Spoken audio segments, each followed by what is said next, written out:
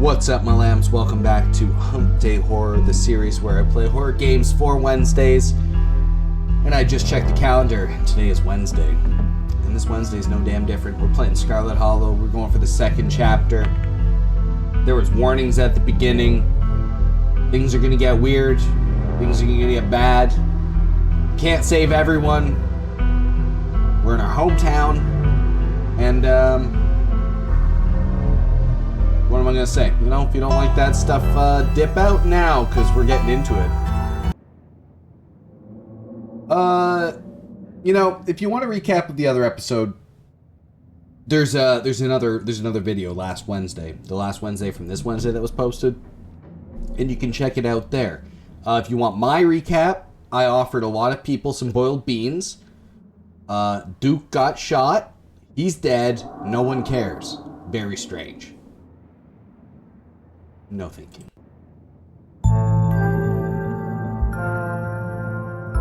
You open your eyes.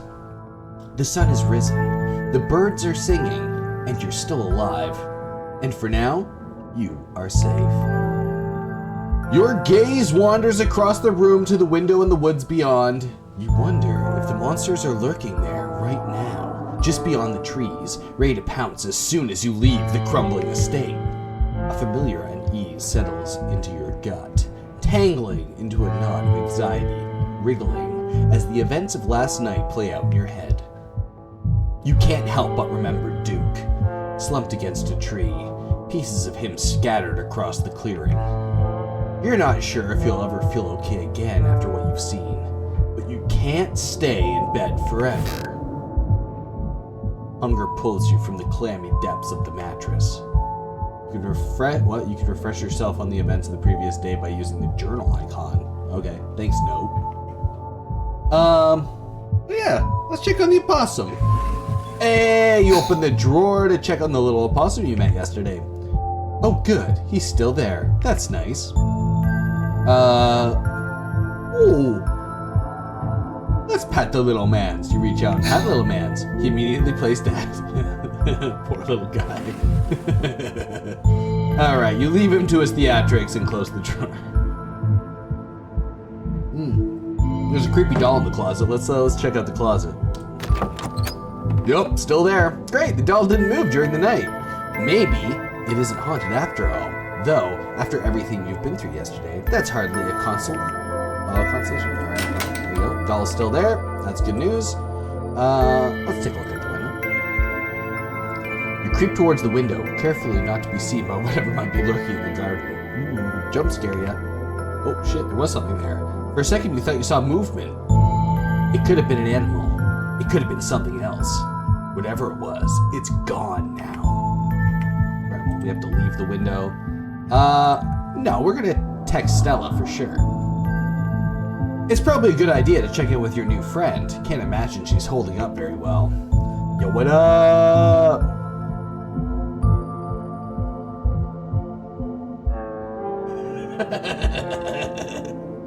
I mean...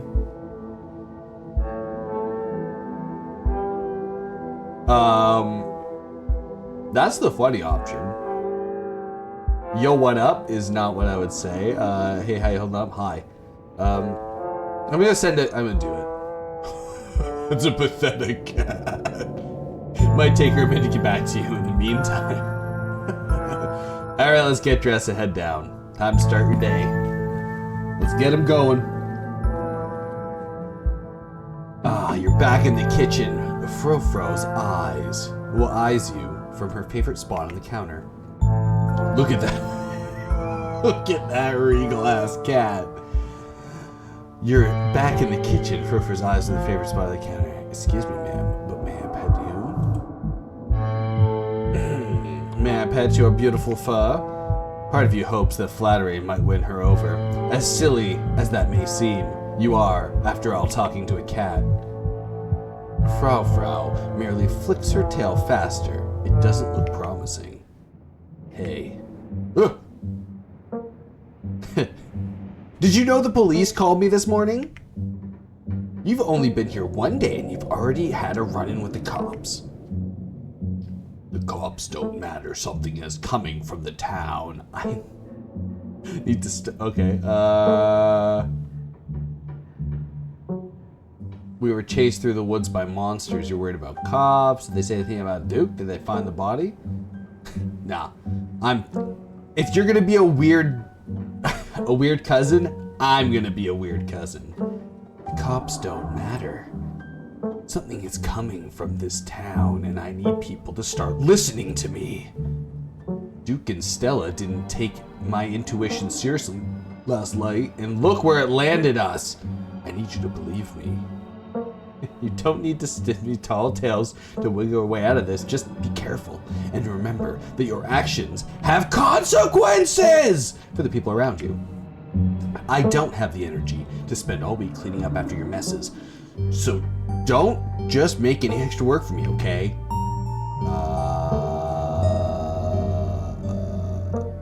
Yeah, what is up with you and Stella? We just have a history, that's all. I don't need to explain myself to you.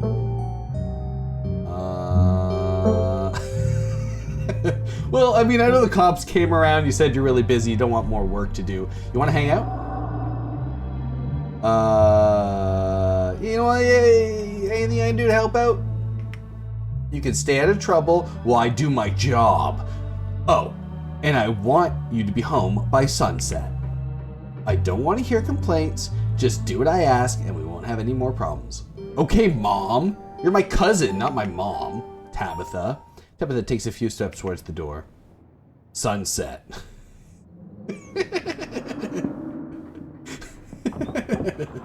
Your cousin huffily exits the kitchen. Her footsteps fade down the hall, ending in the characteristic creak and then the slam of the front door as it opens and closes behind her. Once again, you are the only human in the estate. Oh.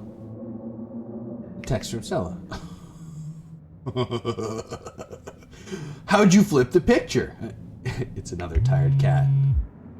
I hope you're holding up okay, or as good as you can with all the stuff you saw last night. I was up most of the night on Cryptid forums. No real answers yet. I'm at the library now. If you want to join, I have scones.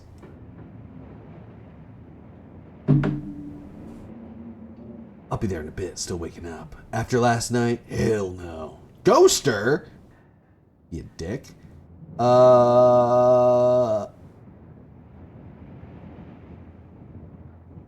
Yeah.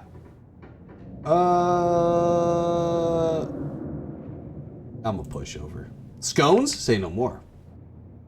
And that's that. Time to start your day. Let's investigate the garden, right? One of the garden, you shudder to remember the brief glimpse of something you saw in the upstairs window. Damn right. It's probably just a raccoon, but the uncertainty of what you saw gnaws at you and compels you to investigate, if only to prove it was nothing. At the very least, you don't see anything now.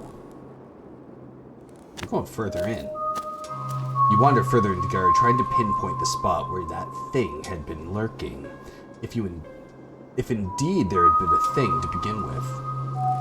Take it all in. The garden is peaceful, but undeniably eerie. Here, more than anywhere else, you're surrounded by the ghosts of what that place used to be. A greenhouse sits in the midst of an overwhelming greenery, unreachable from years of neglect. Its glass clouded and cracked. Statues reach out from within the seas of weeds as if begging to be rescued. And most strikingly, behind a pair of rusted metal gates, the very peak of the mountain, sits a graveyard. You can just make out a few of the headstones, the Scarlet name carved deep and proud into their faces. You notice what a good view someone would have had from your window if they stood where you were standing right now. Let's check the grounds for clues. Crouched down, pushing aside the greenery to examine the soft earth. Boot prints. A big boot print. And it looks like some kind of viscera. Your thoughts to the specter from the night.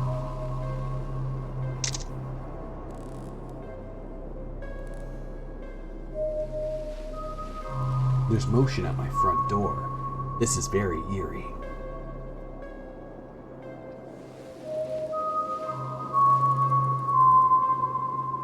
There's no one at my front door. That's extra eerie.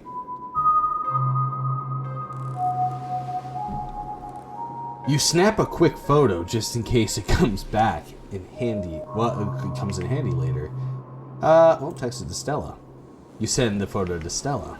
Look what I found in the garden across from my window. No way that's Tabitha-sized. You head back inside. Time to figure out what to do the rest of your day. After last night, you should make things up with your cousin. Screw going to town. Try and clean the guest bedroom instead. Tabitha is right. After last night, the last thing you need to be is sucked into more adventures. You're not going to leave the state. You're going to do what you're told, and you're going to go. We're going to head. I will be back by sunset, though. Tabitha isn't here to stop you. You head outside, back to the mountain path that leads to town. I'll be back by sunset, though. I have to. The walk back to town is much less pleasant today than it was yesterday, when you didn't yet know the woods were full of monsters and strange to know your name. You stare anxiously into the darkness between the trees, searching for any signs of movement, but the woods are still, at least for now. Alright, let's go down the path. The autumn-tinged mountains, sprawling for miles in every direction, now feels less like beautiful scenery and more like the walls of a cage. Your phone buzzes in your pocket. Jeez, that's creepy. All the reason to come to the library. Look who I found at the library. She was up all night thinking about the video. Adding you to the text group. I'm only here because it's quieter than the store, or was. I'm trying to figure out what animal that could have been. I don't buy this harbinger of doom stuff. We know what animals they are. They're ditchlings, and they are harbingers of doom. Sounds like they're having fun. Dang, I need those scones. Well, let's not get ahead of ourselves. I'll be there soon. I can't wait to solve this. No, I'm never gonna text like that. Send her a heart emoji. On my way. Almost back to town.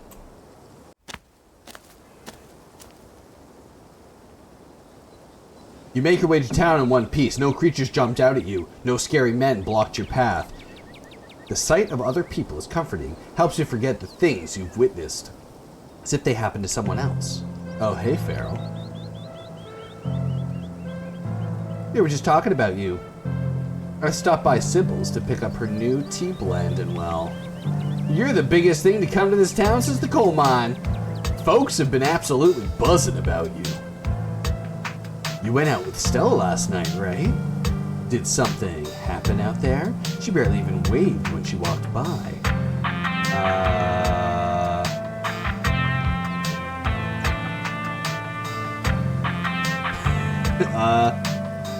Let's just, lie. Nothing really happened out there. Sybil's just pulling your leg. Silly me, I'm sorry I've misled you, dear. Oh, alright. Tell you what, though. I'm on a break for the next half hour, so if you want to swing by the diner and chat about whatever didn't happen last night, I'll be there. Winnie can fix you some of Sybil's new blend. It's chaga and lemon balm. Chaga is a mushroom. It's kind of an earthy note, very yellowy. It does wonders to relieve the stress and tension. And if you happen to change your mind and want to talk about last night, I'm all ears. But no pressure. Anyways, it's up to you. See you around, Feral. See you, Sybil. Take care now, Avery. I see you're a private person. I can respect that. You never know how someone might respond to hearing the truth of what you encountered last night. I'd better get back to it myself. I'm glad I was able to catch you this morning, if only to see you were holding up. Please don't hesitate to stop by if I can be of any help. We both know that there's something horribly wrong with this place. How are you so calm? Don't mistake my calm demeanor for complacency. We all have our parts to play.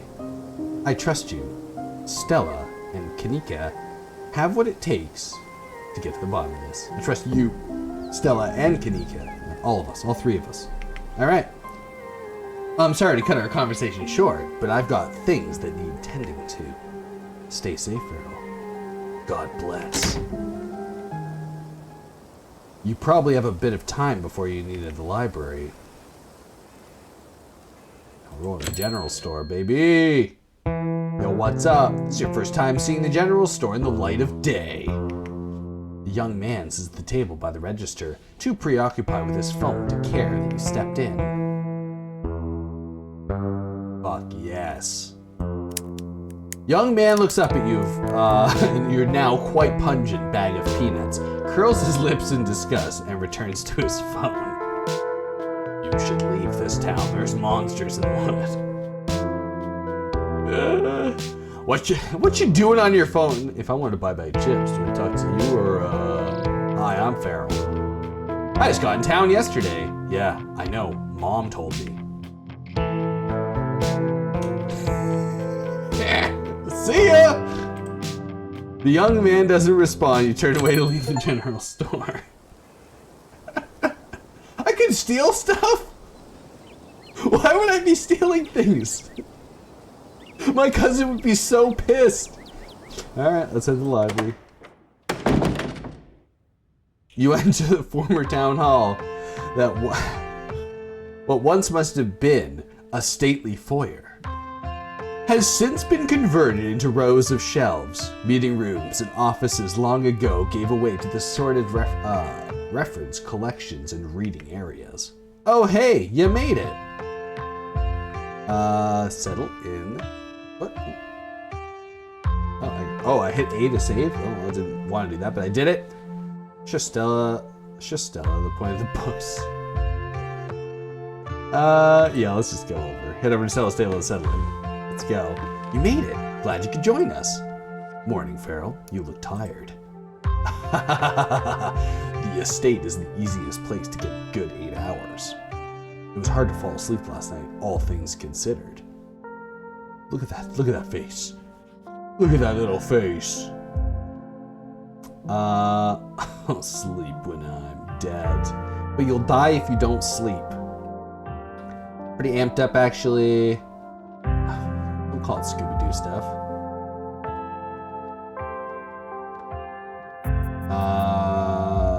It just remains to fall asleep. Oh yeah, you know.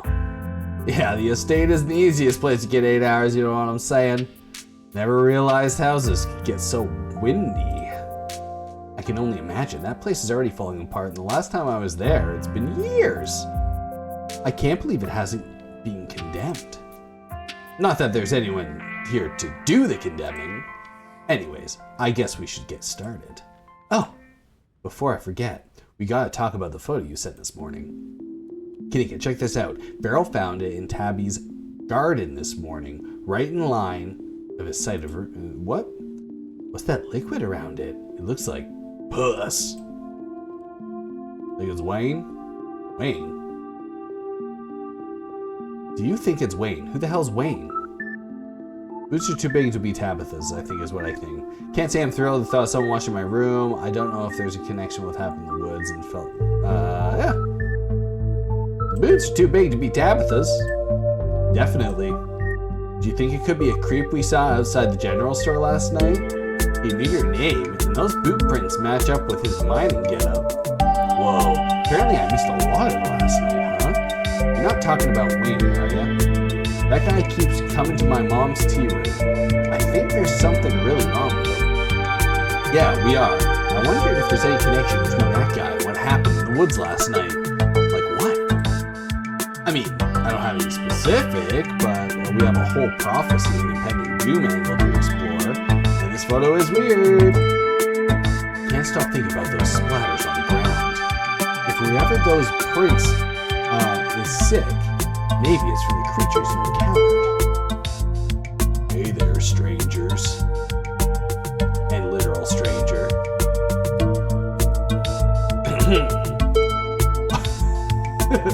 I'm conflicted between my desire to offer everyone boiled peanuts, especially now that they're over a day old. At least. Your library's incredible. You extend your bag of peanuts to the librarian in a gesture of friendship and good faith. I don't know what to say. Is this a gift? I'm allergic to peanuts. Not seriously allergic, but they give me a rash.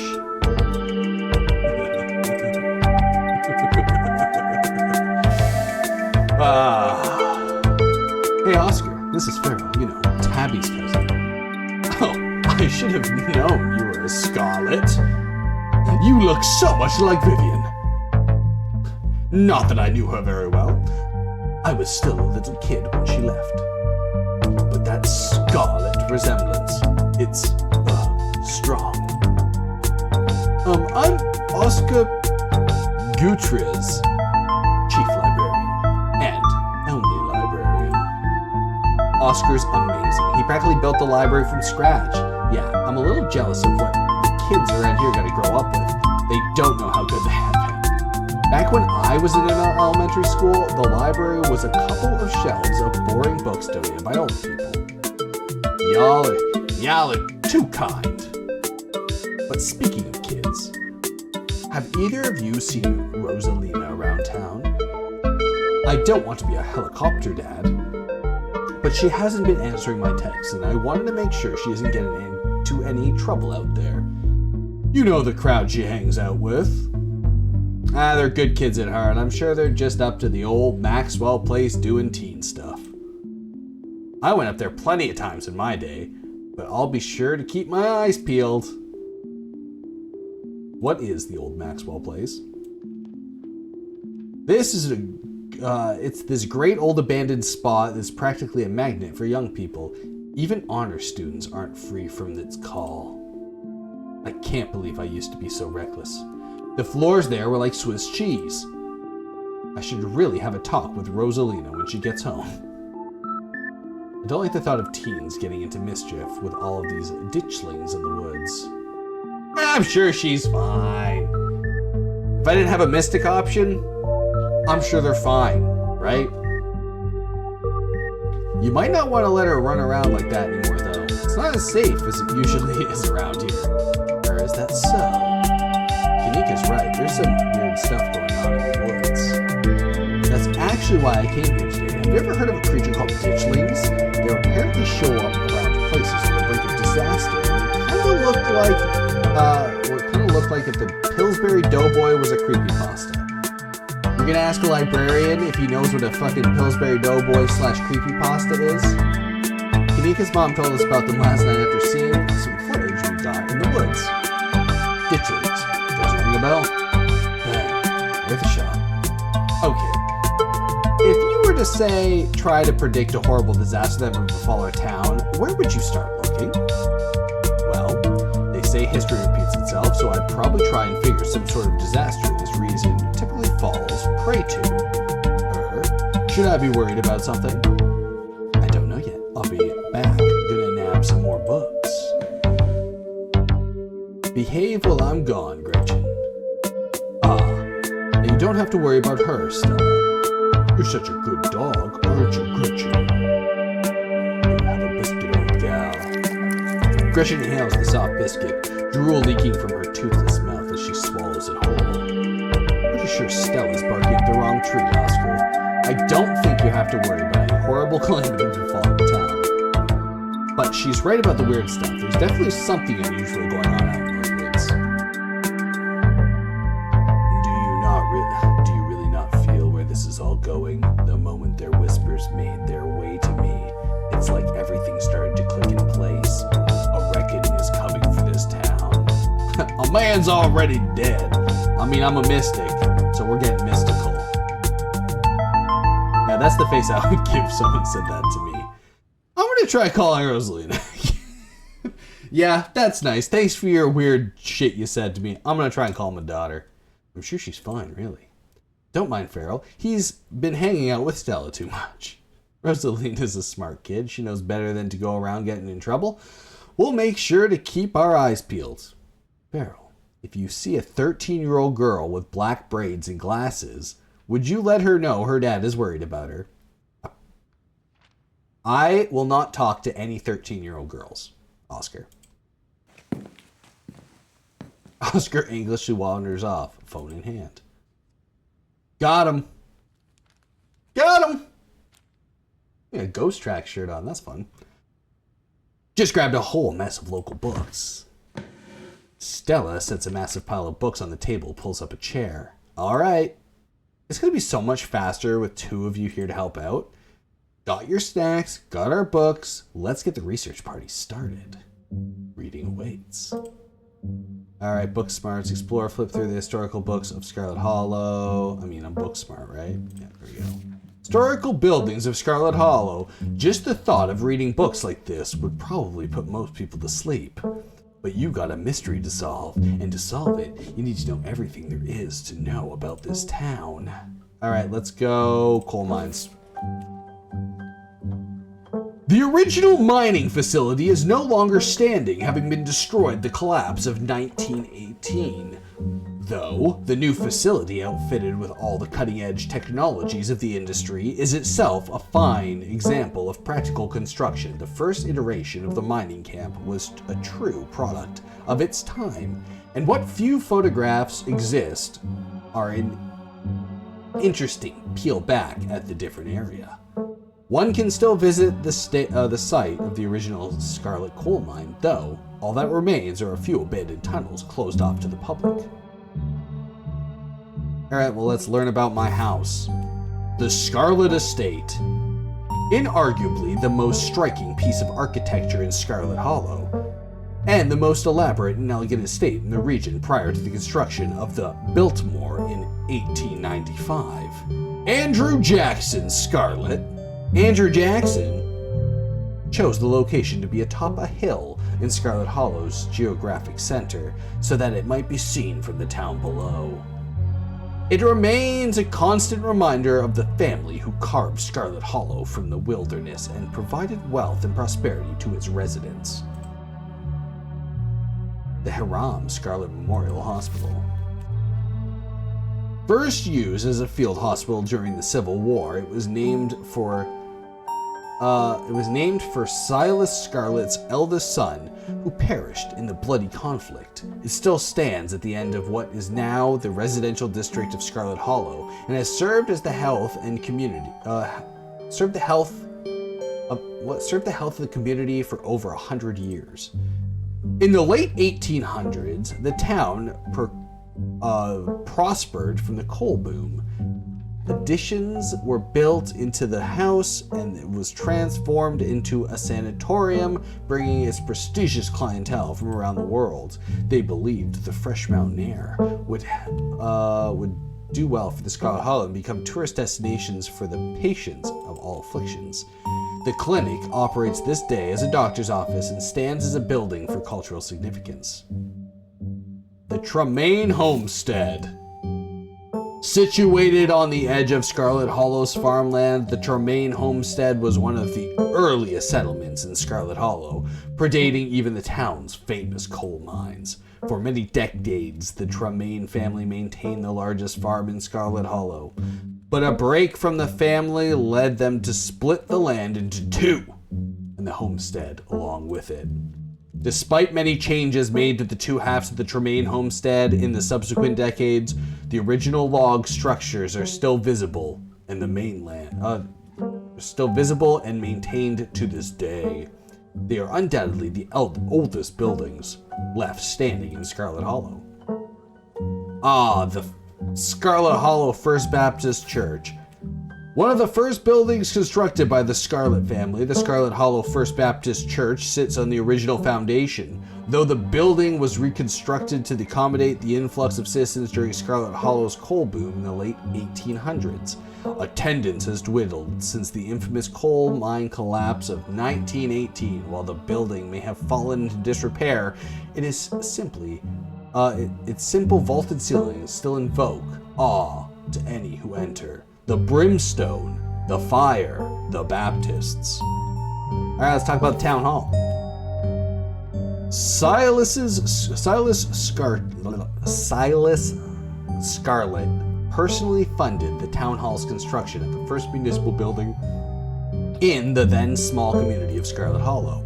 It has stood at the end of the main street since before the Civil War. Its white columned edifice withstanding the ravages of the 1860s and continued to stand to this day, a stunning piece of antebellum architecture. After the town of Scarlet Hollow switched to a dog-mare system of governance in the 1920s, the building has been put to different use, though the upstairs still house the town archives and the special ceremonial offices for the events of the mayor. So the mayor of Scarlet Hollow is a dog. Yeah, we're done here. Close the book and put it back. Oh my god, we got so much stuff. Up through veins of Scarlet, a history of the Scarlet Hollow's coal mines. Yeah, let's do it. Let's get a little coffee sip here before I start going wild. It's a lot of reading in this bad boy. I like it. We're just being a couple nerds, staring at books. Forced into retirement at the age of 50 due to war injuries from his time in the Indian Wars,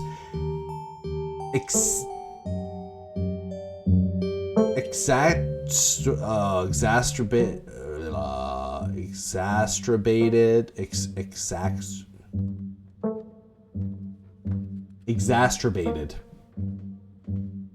by his short stint serving as a captain of the Confederacy. Silas Scarlet also lost his eldest two sons in the bloodiest of wars, leaving his third eldest son, Andrew Jackson Scarlet, to take charge of the mines. Under his leadership, the mines prospered, undoubtedly in part due to the growth of the railroad industry.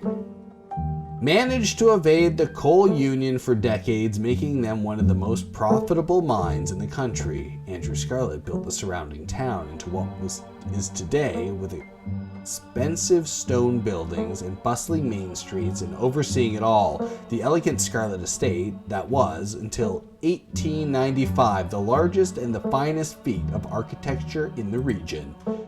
Culminating in the tragic collapse of 1918, it was found that Charles Shaw, the co-manager of the mine, has loosened security measures to increase production during World War I, resulting in a fatal collapse and the death of over 160 men and boys, some as young as 10. The casualties included Andrew Jackson Scarlet's son, Theodore, his brother, Enoch 5? His brother Enoch 5 Scarlet. That's awesome. Who had taken over for their aging father during the bustle of the war, managed to pull the mine from the brink of ruin, thereby saving the town. So this is how your family made its fortune. Union busting and killing children. Nice. Alright, let's learn about Silas Scarlet, the soldier. Silas Everett Scarlet was born to the Colonel Everett J. Scarlet in 1818, the War of 1812. Do you think, wonder if Colonel Everett J. Scarlet fought against Canada and lost? Probably. One of the 12 siblings, he grew up in eastern North Carolina during the tumultuous time in the state's history, and not much is known about the life before he joined the Army in 1836. He quickly rose through the ranks, in part due to his father's connection, but also due to a particular ruthlessness, from which he received the nickname Bloody Silas Scarlet. Bloody Silas Scarlet! The federal government granted a now Captain Silas attacked a bounty land in exchange for his service in the Indian War, and he settled in the hills of North Carolina in 1841. That land would become Scarlet Hollow. But it started out as a but it started out as a simple log cabin built to Silas's own two hands, accompanied by his family of 10. Silas, his wife Mary Joseph Scarlet. Sounds like a Mary Joseph and Scarlet. Mary Joseph Scarlet? You couldn't have one of the pair in the biblical duo? You had to have them both? And their 8 children. Logging business brought many workers and fellow landowners to the hills, but it wasn't until Silas discovered rich steam of coal running through underneath the entire region that Scarlet Hollow was really put on the map. He saved what he could and bought the surrounding hillside at a great discount, cleverly hiding that he knew about the land's true value. Thus, he had the resources to find Scarlet Hollow's now famous coal mine. You're finished with this one. Oh, okay. Okay. Flip through Appalachian folk monsters. Few entries catch your eye. Oh my god. The Mothman? Oh, here we go. We got all these book smarts. Alright, we got Mothman, humanoid creature whose sightings not just tied to supernatural events, but specifically there's one about I think one of the sightings was with a coal mine itself. The Mothman is a large flying creature that generally describes as humanoid with glowing red eyes. It was first spotted by a couple of West Virginians in the mid-1960s. It was encountered at the region for several more times the following years. The Silver Bridge collapse of 1967 had been linked to a series of Mothman sightings, and it's said the presence of the creature served as some sort of omen, or was the catalyst that led to its disaster. This has since been an important aspect of the Mothman, with sightings from this cryptid often taking a sign that some great misfortune is soon to follow. Wasn't she wearing a Mothman shirt yesterday? In game yesterday? I think so. Alright. The Jersey Devil. That's nice, Jersey. That's a great depiction of the Jersey Devil. Through the Pine Barrens, the place where this creature is said to have been born, are far from the Appalachian wilderness. Sightings of the Jersey Devil have been documented all throughout the forests of the eastern United States. According to popular legend, the Jersey Devil was born to a woman named Jane Leeds, upon realizing she was pregnant with her 13th child, and daunted by the task of giving birth yet again, cursed the child in her womb, proclaiming it would be the devil itself. Though born as a natural child, it quickly transformed, gaining a goat or horse head, large bat wings, and forked devil's tail. Kicking at the family and lashing out with its tail, it flew up the chimney and out into the night, disappearing into the Pine Barrens. Hopefully everyone who's watching this has got this far is enjoying just reading a bunch of dumb shit as I am. I love this cryptid stuff. This is going to be great.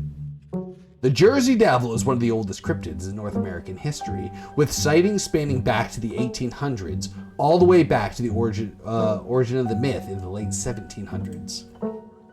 It is said to move with incredible speed and recognizable by its high-pitched, blood-curdling scream. Ginseng babies. Root said to scream of the infants dug up under the full moon. What? Oh, these little guys. It's safe to say life is hard in the South after the Civil War. The land is and its people had been ravaged by conflict. Many turned to unusual industries to get by. One such industry was that of ginseng diggers, or sag diggers, as they were colloquially known, who eked out a meager living for themselves by digging up and selling wild American ginseng. Myths surrounding sag diggers were plentiful, but the most proponent among them was that of the ginseng baby. It was said that if you dig up a ginseng root on the night of the new moon, it will cry like an infant and leave blood in the earth where it was torn free. The parallels to European mandrake, yeah, that's what I was thinking of, myths are clear, and it is to be assumed that the myth arose from some cross-pollination from European immigrants. But perhaps, on the night of the new moon, you should go out and dig up a ginseng root, see if it cries, and then check the earth if it's blood. For it could be that the myth spread, not the legends passed down through immigrant families, but from the unspelling experiences in the Appalachian foragers. The Bell Witch. The Brood Witch. I think the Bell Witch is like a black metal band. Bell Witch? I think Bell Witch is a black metal band. You know what? Go listen to Bell Witch. One of the most famous hauntings in the North American history, the Bell Witch was a strange entity that plagued the citizens of the Red River region of Tennessee in the early 1800s. Many strange phenomena have been attributed to the witch through the years, but the most famous was the haunting of the Bell family. It started out as a fairly typical haunting, the unnatural sounds echoing throughout the house, and after sundown, the appearance of a strange mammal that no one could identify or capture. Unlike other hauntings, though, these acts quickly escalated to the attacks of the family, and in particular, the daughter, Elizabeth Bell. She was constantly covered in bruises from the spirit's abuse. The spirit could frequently be heard speaking through the walls, disembodied voice mocking the family and any visitors. It eventually escalated to giving full-blown hallucinations to those who dwell in the Bell house. Though this haunting ended in the early 1800s, its activity continued in the region for many decades. It could be that the entity known as the Bell Witch may still dwell in Red River region to this day. I have so many books to read. This is awesome. Hopkinville Goblins. Oh, my voice is going.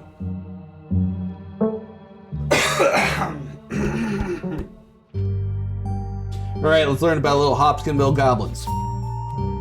The Hopkinville Goblins case was supposedly close encounter with extraterrestrials in the 1950s near Hopkinsville, Kentucky. During the incident, they drank way too much bourbon. 5 adults and 7 children arrived at the local police station claiming a group of small, chrome creatures had besieged their farmhouse for hours. Police arrived at the scene. They found bullet holes and spent shells, but little else in the way of evidence. Skeptics suggest that the family had simply misidentified a group of great horned owls. Even so, the incident remains one of the most thoroughly corroborated and documented cases of extraterrestrial contact. The Wampus Cat. Often linked to Cherokee legend, some cite the Wampus Cat as originating with the story of the woman who sought vengeance against the monstrous cat demon for driving her husband mad. She hunted it down by wearing bobcat mask, tricked it into using its own vile magic on itself, freeing the people of their reign from its evil. Others say the creature comes from a story of a woman who wore a pelt of wild cats to witness forbidden haunting rites. The hunters of her village gathered to perform the rites she watched in a secret from underneath the cat's pelt, but was soon discovered. For her indiscretion, she was fused with the pelt and transformed into a creature that was neither human nor cat, forced to wander the wilderness alone, feared by all. Her calls are those of great sadness and serve as a warning to anyone who dares to go against tradition. Tommy knockers. Look at the size of those Tommy knockers. Tommy knockers, such a ridiculous, so funny. Originated in a Cornish mythology, spreading to the United States when Cornish immigrants began working in the Appalachian mines. They are named for their knocking that can be heard from the seemingly within the walls of the cave-in. According to some, the knocking serves as a benevolent warning. Others believe that their creatures taken stolen hammers to the supporters of the mine who collapsed on them, whoever's unfortunate enough to still be inside. Okay? They are traditionally thought to be impish, leprechaun-like beings, but some claim they are spirits of dead miners, forever cursed to haunt their final resting place. Tilipo! There was a haunter who lived in a tiny cabin in the middle of the woods, all alone with his hunting dog. One night, after a particularly bad week of hunting, both their stomachs empty, the hunter spied something out of the corner of his eye. Some small creature had got into the cabin through the hole. Before he could even figure out what it was, he'd drawn his gun and fired the thing, his hunger guiding his actions. But it was quick and ran back through the hidey hole and out of sight, leaving only a long black tail shot off by the hunter's rifle. "Guess this'll have to do," he said to his dog, and threw the tail in the pot and cooked a soup. He and his dog ate well that night, the tail filling them both up. The hunter crawled into his bed satisfied, and his dog curled up at his feet. He woke up to the sound of a long nail scrabbling across the wood. His dog was nowhere in sight, only a rumpled spot in the covers where he'd been. And in the gloom, he saw two big yellow eyes staring right at him. "I want my Tilipo," a high, hoarse voice croaked from the darkness. "Go away!" he screamed at the thing. But it stepped closer to him, still shrouded in darkness, and the sounds of the long clawing dragging across the hardwood accompanying its movements. "I want my Tilipo," the creature growled again. "I'll get my dog after you," the hunter squealed, his voice catching in his throat with fear, but there was no dog to be seen. "I want my Tilipo." Before the hunter could do as much as scream, the creature leapt from the darkness, long claws stretched out towards the hunter. No one is sure what the creature did to him that night, but the next morning, all that remained of the hunter, his dog, and his cabin was a chimney standing alone in the woods. "Yeah, I'm done here." He closed the book, put it back. "I think I'm all done, let's check in."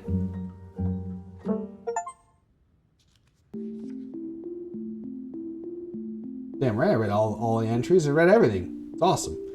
Alright, if we're gonna go with Kanika's mom told us last night, I think we can rule out any natural disaster that would have brought the ditchlings here. But not nuclear incidents. Looks like our state has a history with those. What about y'all? Find anything? Before you can respond, a handsome black cat leaps onto the table. Almost on instinct, Stella slams her book shut. Aw, hey Pixel, that's a cute little name. You might want to close your book. He loves to rip up any paper he can find. Why is he in the library then? Don't worry, little guy, I didn't forget your treat. Pixel immediately goes to town on Stella's treat. Sorry, Pixel's bothering you all. Hopefully he hasn't gobbled up any of your books. Can't stand the thought of people might pay attention to anything that isn't here. Yes. Why would you let a paper shredder freely on your library? Have you seen this little guy's face? How could I say no to that? That's fine. That's fair. Look at the little guy. Look at the little freak. Was it H? There you go. Look at that. Cutie. Alright. Cat curls up on the table, fast asleep. Alright, I better get back to shelving. Let me know if y'all need anything. Oh shit, I got so much to explore. Let's talk about the historical buildings of Scarlet Hollow. They look so worried. Why? Oh my god, you read that? That book was assigned as punishment if we misbehaved in school. It's an excellent sleep aid. NyQuil, melatonin, have nothing on historical buildings of Scarlet Hollow. Rumor has it that nobody is ready from cover to cover. You guys are missing out. It's one of my favorite books here. Such a rich history. Guess we're just kindred spirits, Feral. Yeah, I read the boring book. We meant that as a compliment. Yeah, getting through that text is a testament of your iron will and steel eyelids. There we go. That's my new Riz. Would you like to see my peanuts? I can read a book cover to cover, no matter how boring it is. Stella, when are you going to tell me that the mayor's a dog? Tell me the mayor's a dog. Ah, darn, I was hoping to be a surprise. Scarlet Hollow hasn't had a human mayor since the 1920s. Yeah, if you were hoping the mayor might be able to help us here, you're out of luck. What happened to the estate? At some point, the hill was built on what? The hill was built on and started falling apart. I think it's pretty stable. I think it's pretty stable at this point, though. Is it? Stella, you've seen the place.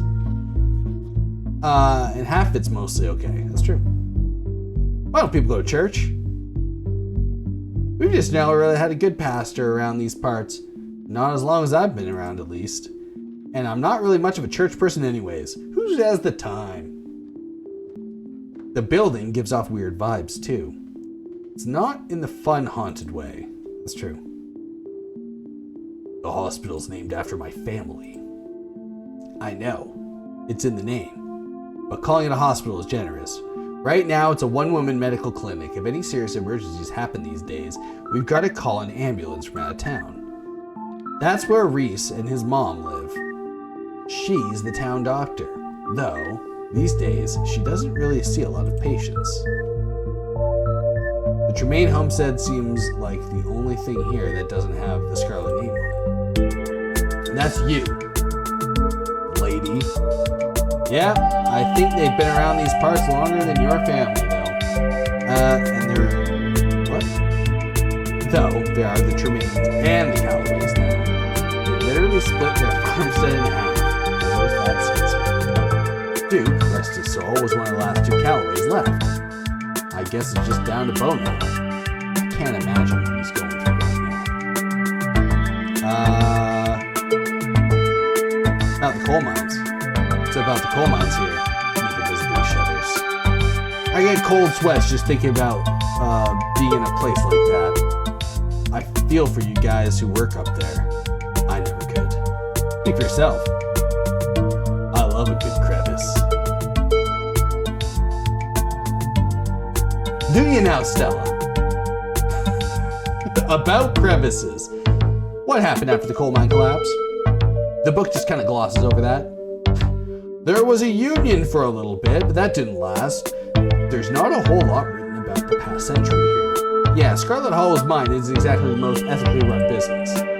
I'm sure Tabby runs the mines better than Charles Shaw did. Still, haven't let the union in though. There's a reason she and I don't talk. Oh, there you go.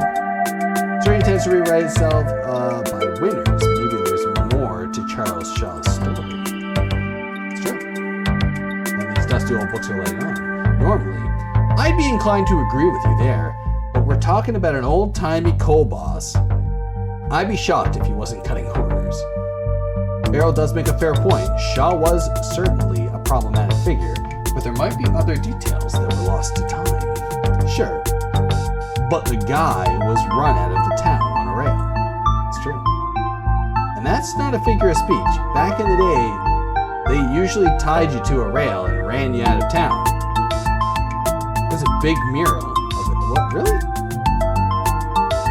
Got off easy if you ask me. Yeah. A union busting coal mine classes from poor working conditions. Yeah, I mean, that's... yeah. It's pretty awful. It is pretty awful. That's what the sculpture out front is for. Commemorating all the men and children who died that day.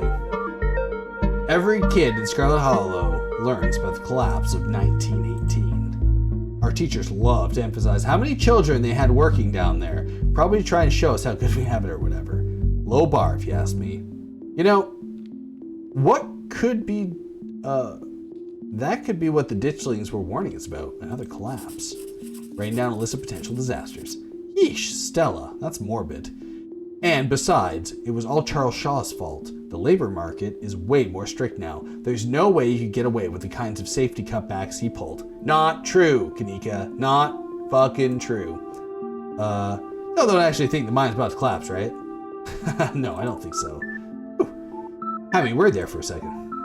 Hate to give Tabitha any credit, but the mine is safer now than it was back then. Still, what a horrible thought. You never know. Maybe they're just worried about the collapse. What if the dishes come from the mines? What if there's something toxic in the mines poisoning the town? Wayne seems sick. I'm not sure I agree with the collapse angle, but it seems more important the whole town built around them. Mines seem to us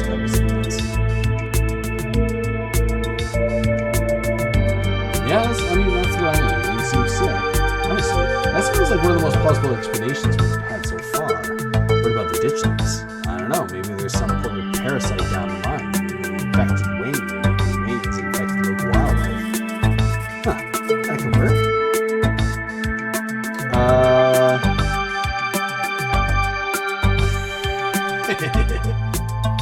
So what was he saying about nuclear arrows? Yeah, well, I think there's a call here.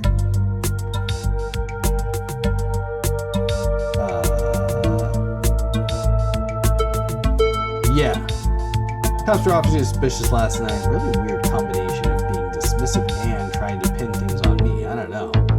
This feels like a cover-up. Yeah, it was pretty bad. I'm not sure they really have it in for them to be part of a cult. Definitely, I don't think they're capable of putting in an effort. Yeah, what are you talking about? Nuclear stuff? What's going on? You were talking about the, Goldsboro thing, right? Yeah, apparently in the 60s, a B-52 carrying a live warhead broke in midair and dropped a couple of bombs.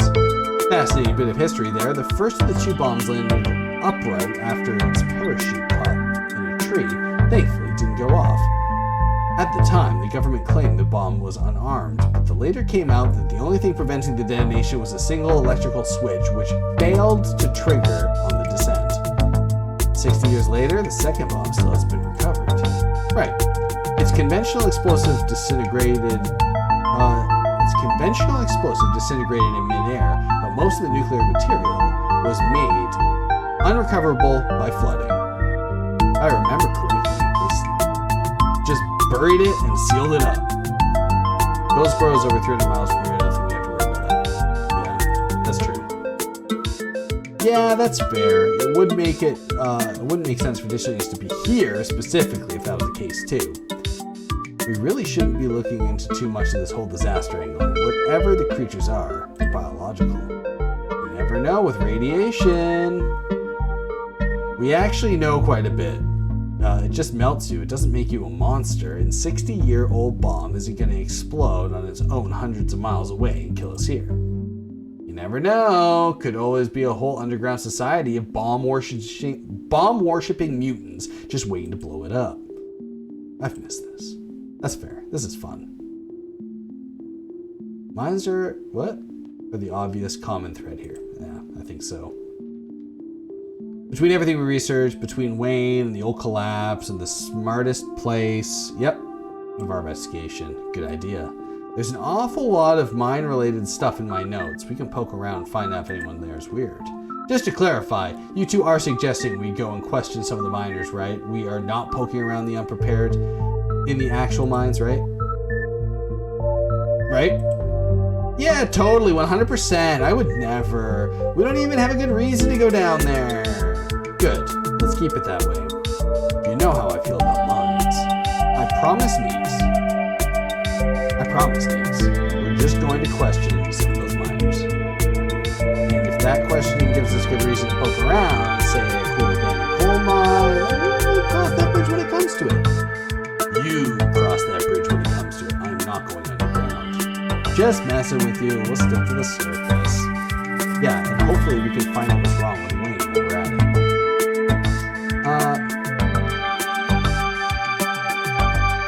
Hopefully this will be a chance to get to know Tabitha a little better.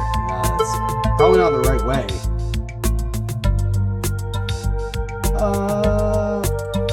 Maybe Tabitha can help us out.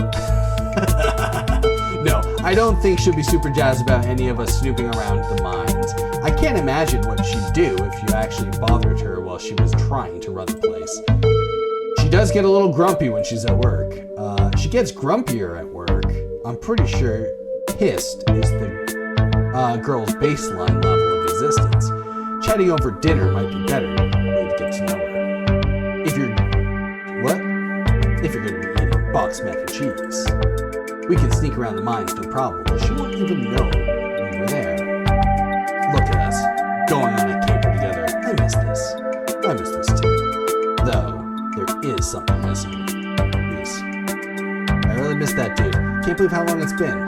Have you seen him lately? Nope. Tried to plan stuff, but he's too sick. Didn't realize he was getting so bad, that poor guy. You know, we could just pop over and surprise him. He seemed excited to meet Feral. Maybe we'll finally get him to leave his little cave. Hell yeah, let's do it. See you, Oscar. We'll let you know if we run into Rosalina. Thanks, guys. I'll keep y'all posted. There we go. We had a little Tuesday library time. Reese's home stands at the edge of the forest wall, an isolated buffer. Cushioning on the rest of the town from the unending wilderness. Unlike several of the other entries in the historical building of Scarlet Hollow, this one still looks mostly like it did in the old books. Reese and Stella brought some buddies too. Shh, not so loud. He's still sleeping. Can I help you with something? The woman in the doorway stares directly into your eyes. You can practically feel her shimmering irradiation. What? Her shimmering irritation washing over you. Hi, Dr. Kelly. We were wondering if it would be okay if Reese could come hang out. Nothing strenuous, we promise. I'm not going to wake him. If he's sleeping, he probably needs it. Whatever you two have planned is probably beyond what he can manage right now anyways. Oh no, poor Reese. It's been so long since either of us have gotten a chance to hang out with him. I'm sure Feral will get along super well too. Oh, yes. Hi, I'm Vivian's kid. So this is during a long adventures. Well, it's the boiled peanut run.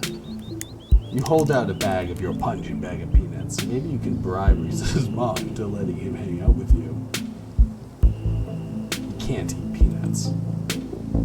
Reese's mom turns back to the house, sighing.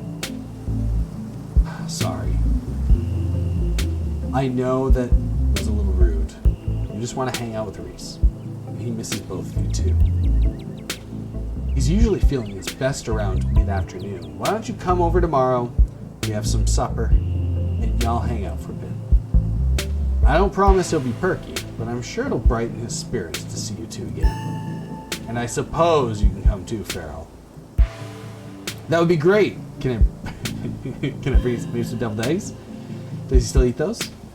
No eggs are a little much for him. They don't settle well. You can leave the cooking to me. I know what he can handle. Okay, I'll bring soda then. That's not...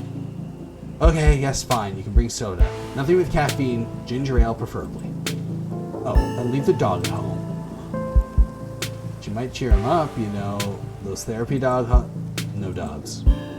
Thank you so much, Dr. Kelly. We'll stop bothering you now. See you later.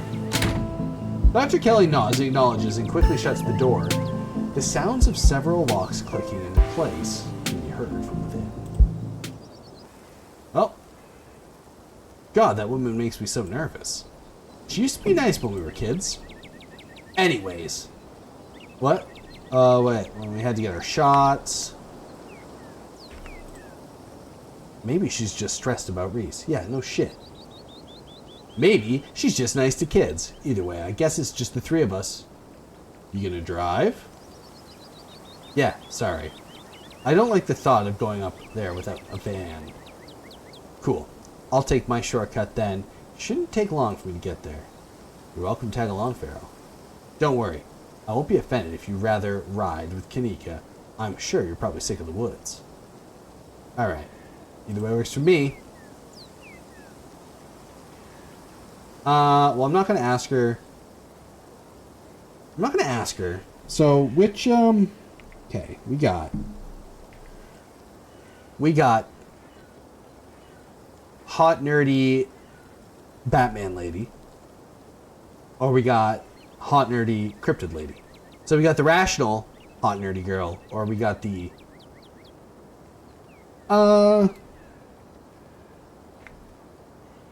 I mean, we're gonna walk with Stella, right? Because, like, it's more dangerous for her to walk than the van, right? The woods are calm and serene compared to last night, but you can't help but feel that danger lurks just beyond the trees. Hey, thanks for coming along with us. With Gretchen and me, I mean. I hope I haven't seemed too cold about everything that happened last night. The truth is that I'm barely keeping myself together. I just don't know how to let it out. Duke died there last night, and I can't stop thinking about that. That might have been my fault. If only I didn't drag you along to the woods. If only I'd listened to you when you wanted to leave. If only I did anything when everything went sideways. I'm sorry. Stella paused, searching for what to say. It's like there's this guilt boiling under my skin.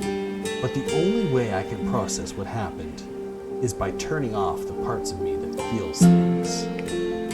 When I'm around other people, it's like I think Duke's dying. Duke's dying is just part of the things that happened, like it's part of another video. Because if I actually admit to other people that I feel something, then I have to admit to myself that what happened is my fault. Toughen up, Buttercup. I'm not gonna say that to her. What happened, happened. You were so cool collected in the library. But if you didn't hesitate last night, we all might have gotten out. Wow. Do you imagine? I don't go on the ride in the van because I wanna make sure Stella, you know, is walking with someone, and then I just pull out the, I don't know how to break this to you, but it's literally your fault.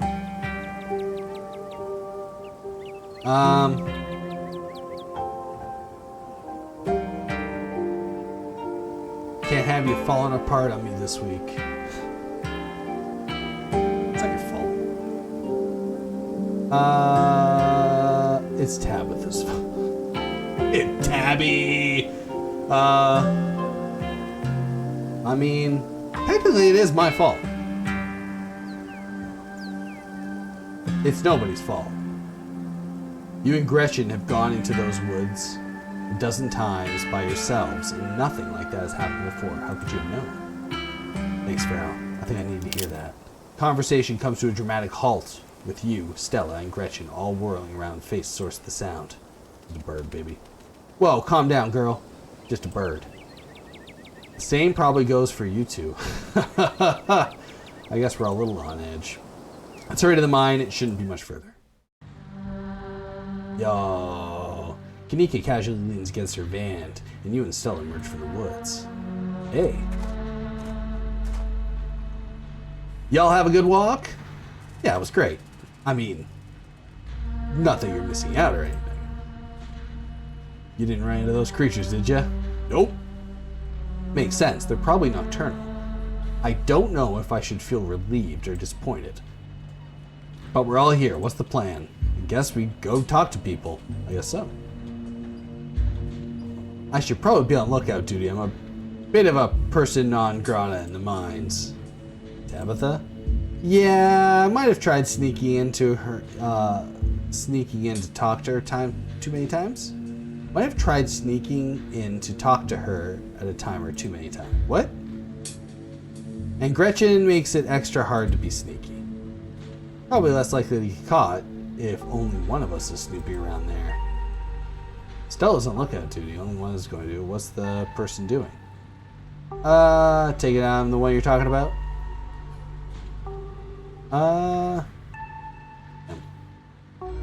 You know what? Yeah, it's me. Tabitha and I aren't exactly friends, and pretty much all of the miners shop at the general store. I don't want to make folks uncomfortable, you know. It's probably for the best, Feral. Alright, I got this. You'll do great. So, the plan. You know those cheesy old rom-coms where somebody wears an earpiece on their first date? Whoa. You have some kind of surveillance setup in the back of your van? What, I didn't know about? What? No. I have a pair of earbuds with really good mics. We can just do a group call. You can hand you a pair of earbuds. We can feed your questions to get stuck. Stella can give you a heads up if tapping this heads your way. Dang, I miss doing this sort of thing with you. You're so thorough. Oh, thanks. I'll do my best. I guess we should part ways and start the call, yeah? Stella and Kanika break off. Leaving alone at the entrance of the mine, your phone buzzes. Hey, can you hear us? Try saying something. No. Loud and clear. Cool, same goes for you. Nothing to do now, but enter the work site. Alright, let's go in. You pass through the unlocked fence and enter the property of the Scarlet Hollow mine.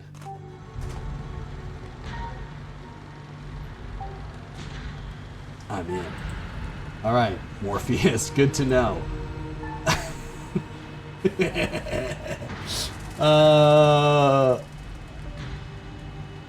Let's approach the first group of miners. You approach the nearest group of miners, a blonde woman, a broad-shouldered man, an old-timer. Their uniforms identify them as Harrison, Davis, and Zach. You got a reason to be bothering us without no hard hat? Hi, I'm Tabitha's cousin.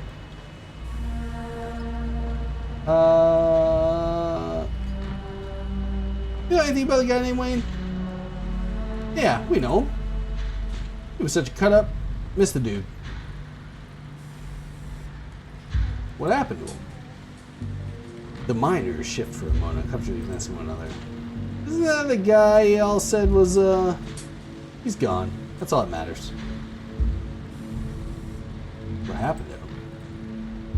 What are you, some sort of cop? Yeah, I'm a cop. I'm not gonna lie to them saying I'm a cop. Look at these guys.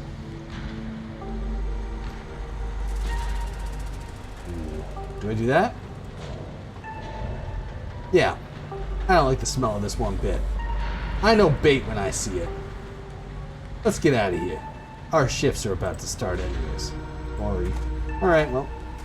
I just pack up their things and leave. Let's go to another. Yeah, to another group of miners.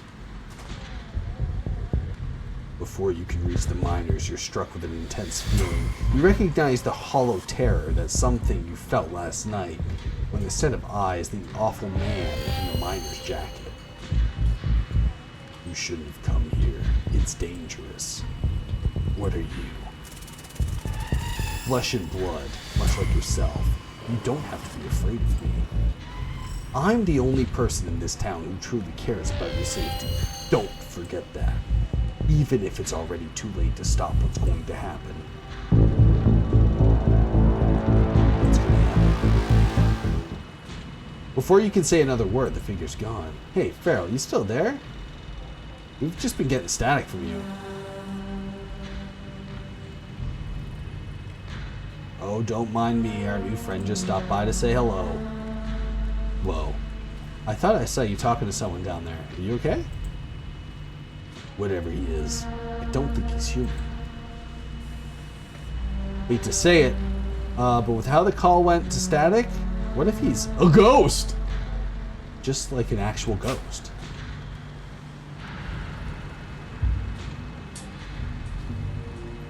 Okay, when I said that, my dog threw something off the couch and it hit a bag, and that actually spooked me. The hell, Bean? Actual fucking ghosts. Also, ghosts aren't real. Hey now, just because I want a ghost to be real doesn't mean I want this ghost to be harassing Feral. Alright, that's fair. He said some real ominous shit to me. And I'm the only person in this town who truly cares about your safety, that sort of thing. What the hell is that supposed to be? That's great. Yeah. Yeah. I care about your safety. It just means we're on the right track. I'm not about to back down. I need to talk to Tabitha about this. Yeah. Wayne's trying to make me leave, or just means that we're on the right track. I'm not about to back down. Oh, so brave. Heck yeah, Feral, we got your back. I'm finding Tabitha. You make your way to the trailer in the middle of the camp.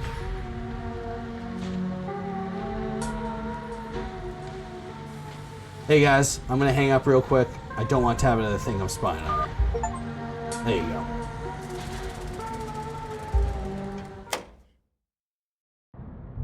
You enter Tabitha's trailer to find her sitting at her desk, her head buried in her hands. What are you doing here?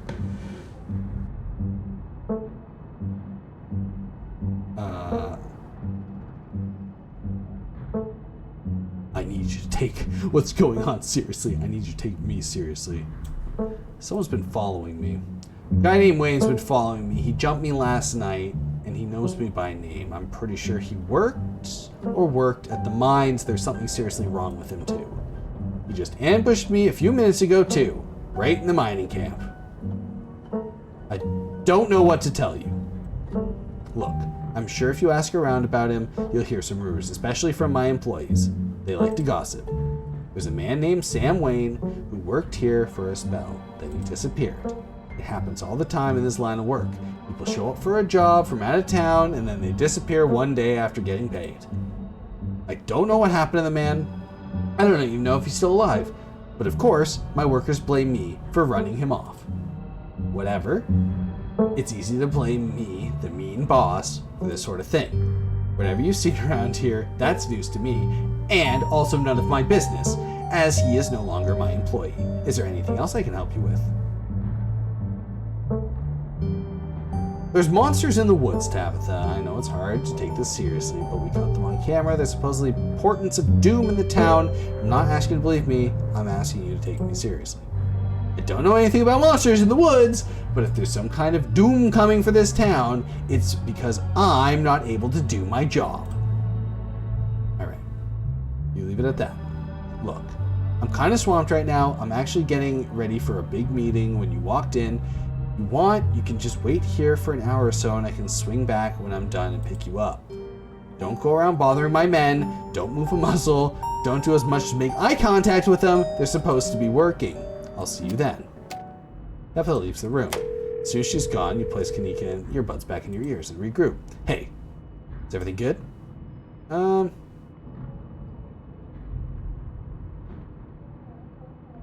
think she's hiding something. That woman's hiding a lot of things. But if some of those things are related to what's happening in town... Oh, come on, Neeks. Cut Feral some slack. Tabby's not that bad. She totally is, though. I know you sticking around here.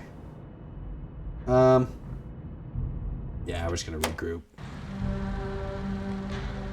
As you leave Tabitha's office, you take a moment to get your bearings, and one interrupted by a sudden movement of the corner of your eye.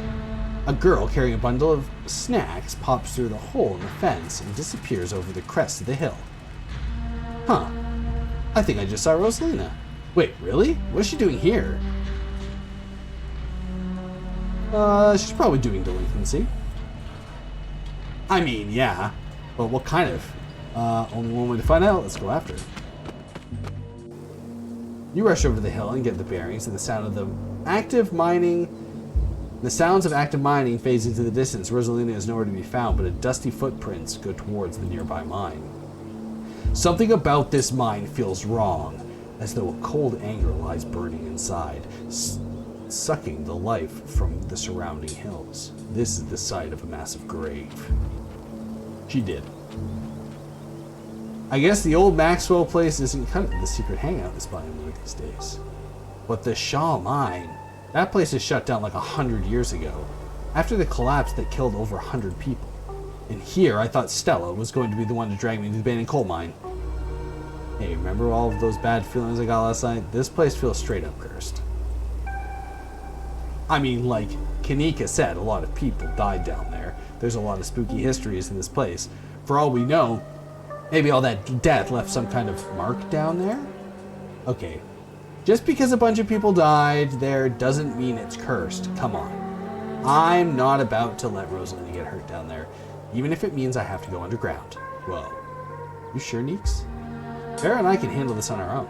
Yeah, I'm sure. As much as I hate confined spaces, I hate the thought of other people getting trapped down there even more. That's fucking crazy. Stella and Kanika disappear into the mines before you follow. You briefly wonder if you should let Tabitha know about this. Oh, man. She could be so fucking pissed. What the hell is that? Is that like a squirrel frog thing? What the fuck is that thing in the sky? It's got feet on the tree. Is that one of the things? That's the omen. That's the omen thing right there. Little squid omen man. Good God. We're calling Tabitha. Put out your phone, Dio, cousin. What is it? You know I'm in a meeting. Kid just stuck. The kid just snuck into the Shaw mine. I figured you should know. What? Are you serious? Why do things keep happening to me? Ugh, whatever. I'll head over there as soon as I can. Just stay where you are and wait for me, alright? God, I don't even know what I'm trying to reason with you. It's not like you'll listen. No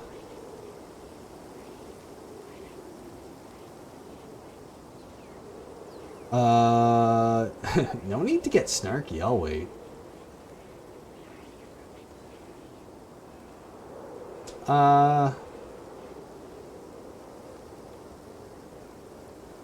Let's, I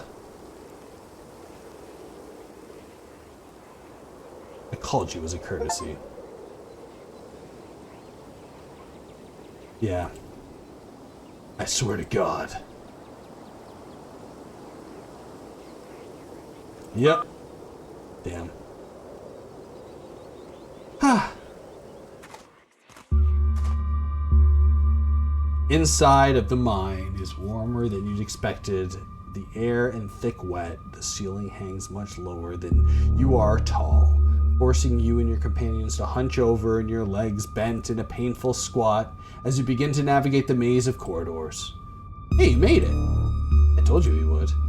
For a second there, Kanika thought you were making a beeline for Tabby. I did call her before coming in. I actually did call her before coming in. Are you kidding me? I thought you learned your lesson about that woman. Tabitha is not your friend. Well, what matters is that the gang's all here. We'll find Rosalina in no time. Alright, let's go on. Listen, she's my cousin. This is her mine. What am I going to do? Not call her? Of course I'm going to call her.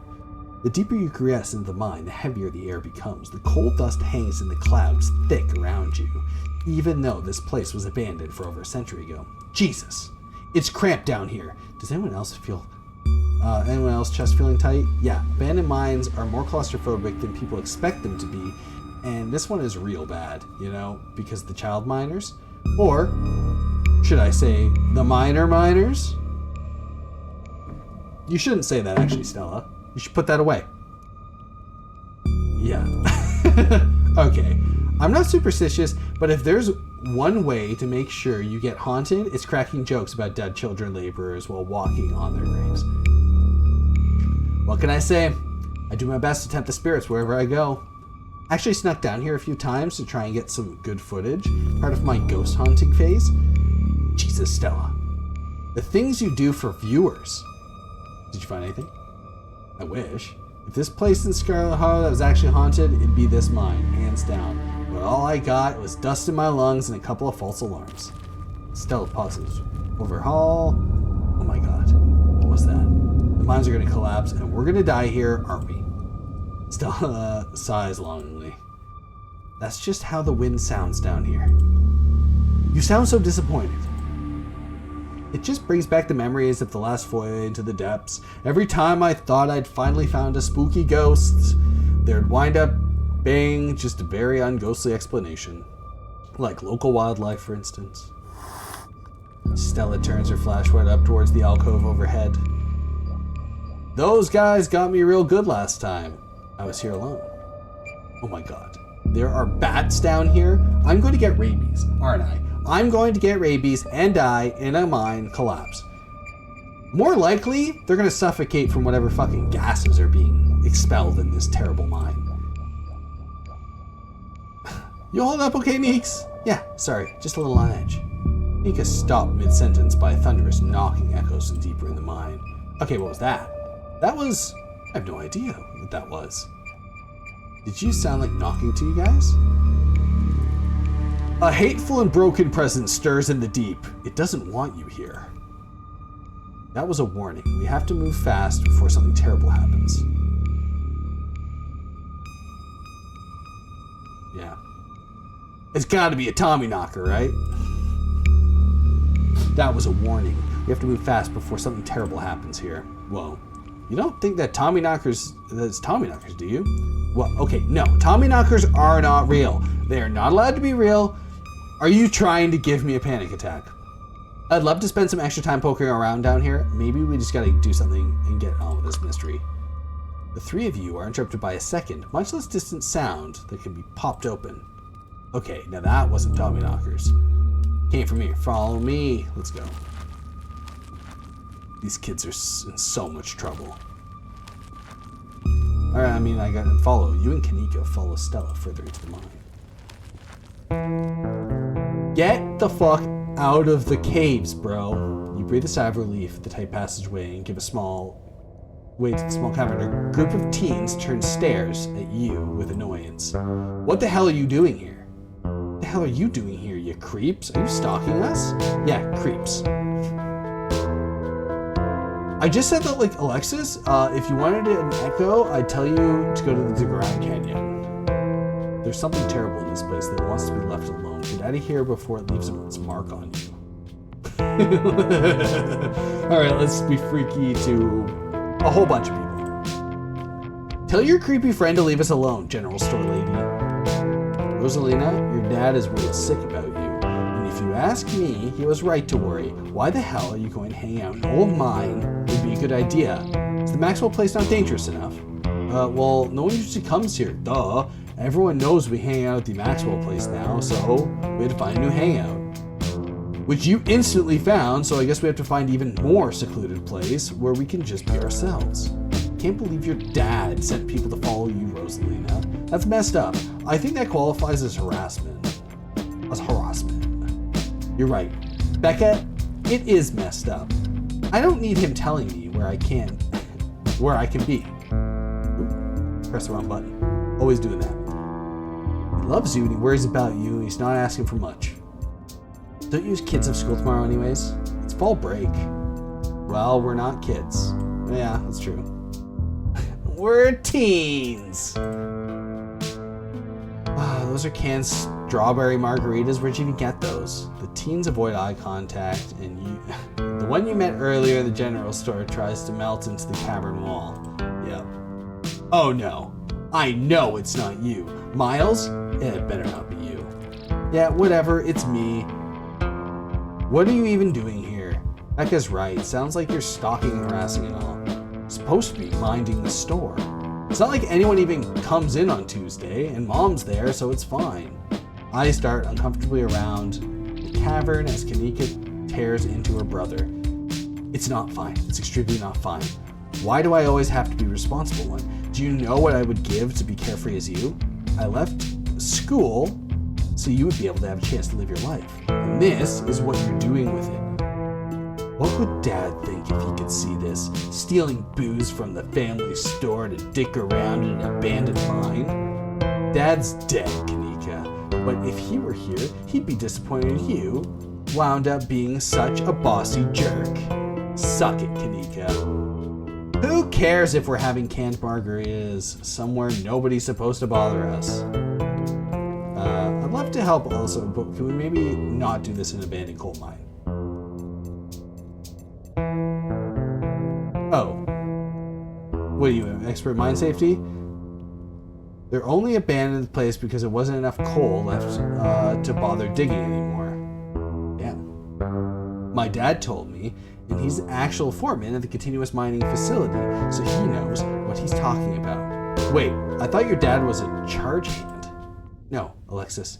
He got promoted last month, and he says this place is totally safe and we can hang out here anytime we want. Correction, your father was a foreman at the continuous mining facility. We'll see if he even has a job tomorrow morning. What? Oh shit. Oh hey Tabby. Anita sighs. It's probably for the best that she's here. Do none of you understand what a boarded up mine entrance is supposed to mean? It means it's closed, condemned, not fit for human use. Oh, come on, this place was sturdy. Check it out. The teen with the beanie jumps and slaps the strut in the ceiling. Oh, that was the knocking we were hearing. Oh, that was the knocking we were hearing earlier. Oh my god, Zane, cut it out. You're embarrassing us. I'm sorry for Zane's behavior. I don't think he realized how extremely 8th grade it is to jump up and hit things. No offense, Rosalina. None taken. The other 8th graders are totally mature. Not like us, Rosalina. You're chill and smart. That's right. Enough. The damage is already done. Now leave. I'm tired of people in this town dragging my cousins headlong into danger. Can't believe I actually agree with Tabitha about anything, but this is the worst place I've ever been in my entire life, and I would like to see the sun before I die. Come on, guys. Maybe it's not a big deal. We used to do dangerous things all the time, and I still do dangerous things now. Who are we to tell them where they can and can't hang out? I don't know who you think you are in this situation, Stella, but I own this mine. This is entirely within my rights to tell them to leave, much like it's entirely within my rights to tell you to leave. Was your lifetime ban from my mind's not clear enough message for you? Hell yeah. Tabitha, tear the sad 20-something to shreds. Yeah, I'm defending you, and I'm not sad. And I'm not sad. Where'd you get that idea? Oh, running a clickbaity YouTube channel where you run around the woods chasing nothing is extremely sad. Becca? Damn, man. Get wrecked. So she's sad. So what? Give her a few years and you'll be sad too. The passage of time is inescapable. Look, we all just want to give Rosalina a good time. Her home life sucks right now. Yeah. Tell them where you have to sleep, Rosalina. We've been living in the library for the past couple of weeks. Dad says we can't stay at our house. They've got a hot plate and a couple of cots in the back rooms. It's actually pretty sick setup. No, it isn't, Zane. Rosalina deserves better. I don't care about your home life. If you're going to do your underage drinking, go do it in the woods, just off my property. Tabitha! Look, Rosalina, I'm sure Oscar has good reason for all that. He's a good guy, and he cares about you. He thinks our house is haunted. Oh. Wait, what?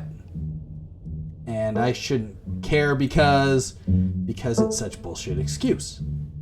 I bet he couldn't afford it anymore, and he's lying to, what? To save face. What a coward. Becca, I don't think you can, like, say that about other people's families. Isn't that like bullying or something? Shut up, Zane. Back up. He says it's haunted? I can't believe he didn't mention this to me. I could investigate. There's no ghosts, Stella. It would be cool if there was, but Becca's right.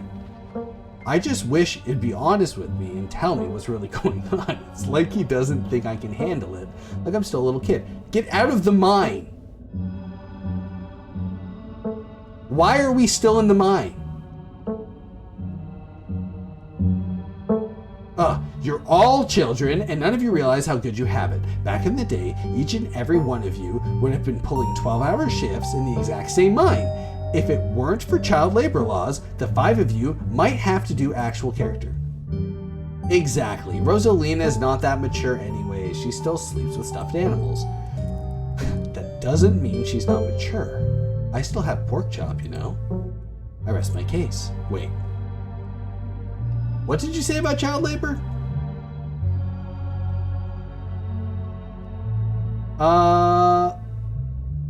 What? I don't...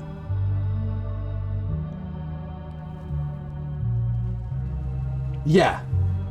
I'm not gonna weigh in on this. This is between you and your dad, and the 2 of you should talk about it anywhere that isn't here. Yeah. Yeah, if Rosalina's house is haunted, we should, like, break in and, like, Ghostbust or something, right? Sounds pretty rad to me. Whatever gets you delinquents out of my mind. Oh my god, Zane. You can't ghost bus if there is no ghost? Also, Rosalina lives there. She can't break into her own house. There's no ghost that you know of. I bet I could figure out and bust if it's actually real. And if it isn't real, well, problem solved. You know, Rosalina, you could always stay over at my house until Stella's ghost busts your place. We have a finished basement with a pull-out couch. Why are we talking about this like it's a thing? It's not a thing. There is no ghost. I don't care. I can't believe I've wasted this much time trying to argue with children. I'm washing my hands of this and calling the cops. Feel free to leave before they show up. You hear that, Miles? We're leaving. I suggest the rest of you kids leave this empty mine before someone gets black lung or gets crushed by rocks or meets any one of the many terrible fates people tend to meet in abandoned mines. Kanika is interrupted by a pair of thunderous knocks. That wasn't me, I swear. Then what was it? Come on, Stella. Didn't you have a whole list of perfectly natural explanations for scary mine noises? It's Tommy knockers for sure. I know this isn't why we came down here, but we gotta check it out. Stella? Nobody's going deeper into the mine. Nobody is staying in the mine. You're all leaving. Please listen to Tabitha before my heart gives out. It'll be fun, Neeks. It will not. Wait a second. Where did the three of you run off to? Are you kidding me? Unbelievable. Wow. Kanika, maybe if you weren't still scared of the dark or whatever, you would have noticed them sneak off. I noticed them sneak off, I've been zoning out the whole time. We've been here. Oh, they must have squeezed through the child-sized tunnel. Dang, I've always wondered where that goes. I've never been able to get there. These hips, though. What get these hips through there? Stella, stop speaking. Stop sneaking into my minds. Please, I'm literally begging you. If only all the tunnels down there were wide enough for adults, we would already have done with this little mess. But no, there just have to be remnants from bygone eras. Didn't you just talk about how child labor was the good old days a minute ago? I was trying to get you to leave my mind. Becca head pops out from the tunnel entrance. We are not about to let you come here and ruin our good time. The mine is safe. We've been here a million times. Yeah, if Becca says we're safe, then we're totally safe. Whatever, come on, you two. I know a cool spot this way. Okay, I think I know where that tunnel rejoins the rest of the mines. I'll go look for them, and I want everyone to take note of the fact that I'm doing that. If those idiots get themselves lost and die, I'm not letting their families sue me into the ground. Are you really... Are those really your priorities right now? Yeah. Do you have a problem with that? I want the rest of you out of my mind. Except for you, Feral. I'm not letting you out of my sight. Yeah, sure. I could never fit in that tunnel anyways. They've crossed a barrier that I cannot. So my time here is up. Thanks, Zane. But only because Stella promised me a ghost hunt tomorrow. Whatever. I still have to do my dailies anyways, and the service down here sucks. What are you playing, Miles? I will happily escort these two knuckleheads out. No, you are not about to weasel your way out of this, Stella. Aw, come on, Tabby. I've been down here a ton. I can totally help out. Tabitha sighs. There's no getting rid of you, is there? Fine, I won't waste my time arguing. I read a lot of stories about cave rescuers needing their own rescues. Should we get professionals down here? Yes. The answer is yes. We should get professionals down here. I am a professional, and I also prefer to resolve my issues without word getting out if possible, again. I don't want to deal with angry parents trying to sue me for their own negligence. Inspiring. Don't worry, Feral. It'll be fun and safe. I'm sure that's exactly what you told them last night, and we all know how that ended.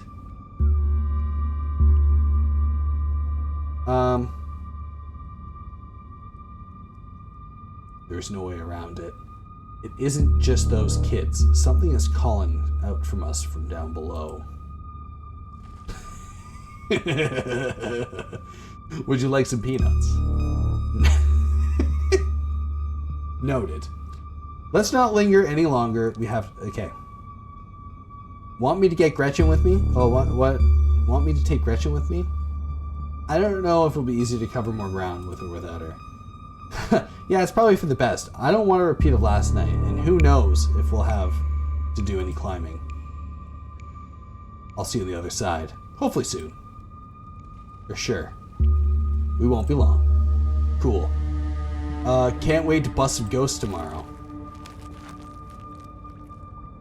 Kninkles, Miles, and Zane head towards the entrance of the mine, leaving you, Tabitha, and Stella to find the remaining teens. Alright, no dawdling. We should be able to catch up with them if we go this way. You and Stella exchange a glance. Tabitha ventures forward. Alright, let's go. As the three of you go deeper into the mine, you hear echoes of conversation bounce across the walls. Becca, are you the one doing this again? I thought you thought Tabitha was like really cool. Why are you trying to get her all mad? We're doing this because Tabitha is really cool. She doesn't let anyone boss her around, so we can't just let her boss us around. Oh, you hear that, Tabby? Someone thinks you're cool. Can't believe she used to hang out with that nobody like Stella. Hey. I don't know. I think Stella's kind of cool. Her videos are really neat. Oh, come on. She doesn't even have a sponsor. What kind of YouTube... Becca? If you want to sponsor the FeralLam broadcast, send me an email. And you could have something on Humpday Horror, the series where I play horror games for Wednesdays, much like this one. I mean, not yet, but like I'm in talks with Meat Rice trademark. I love Meat Rice. And make plenty of ads. Well, make plenty from ads and donations. I make nothing from ads and donations. Good for you, Stella. That's actually, dang, Stella, Meat Rice, that's a big deal. Let's go. So, yeah. How does it feel to have a teen girl think you're cool, Tabitha? I feel nothing about it. The opinions of children don't interest me. Correct. I don't know, you kind of hesitated there. You're reading too much into things that aren't there, Stella. Just because your livelihood revolves around what people think of you doesn't mean I care what people think of me. Congratulations on your sponsor, though. I wish they were gossiping about me. Well, yeah, let's just go. Another knock. Closer interrupts your thoughts, followed by another, following by another. Is it just me, or is that knocking coming from the same direction as those kids? It's not just you. Okay, that knocking is starting to freak me out. Calm down, Rosalina. It's just mine sounds. Did you guys see that? No, it was just a shadow. There's no reason to get freaked out. I saw it. Shut up. There's nothing down here. Stop trying to scare me. That sounds just like the active mine echoing through the walls. What? It sounds just like the active mine. Yeah, it's probably just that, right? That sounds just the active mine echoing through the walls, right? Nah, it's Tommyknockers. I'm sure of it. It's not Tommyknockers. That being said, it's also definitely not the active mine. We used a machine these days that sounds nothing like that. It's probably rocks falling somewhere deeper in the mine, which is also bad for obvious reasons. Are we sure the tunnels go through back? Yeah. And you coming down here was a bad idea. Can't believe we're making, can't believe they're making us do this. They better get grounded for all this said and done. That's probably true. Yeah. Are we sure these tunnels went through going back to meet up with us? Yes, I'm familiar with all of the old maps of this place. There should be a central chamber not too far from here where everything joins back up. Alright, well. We're getting closer. Let's go.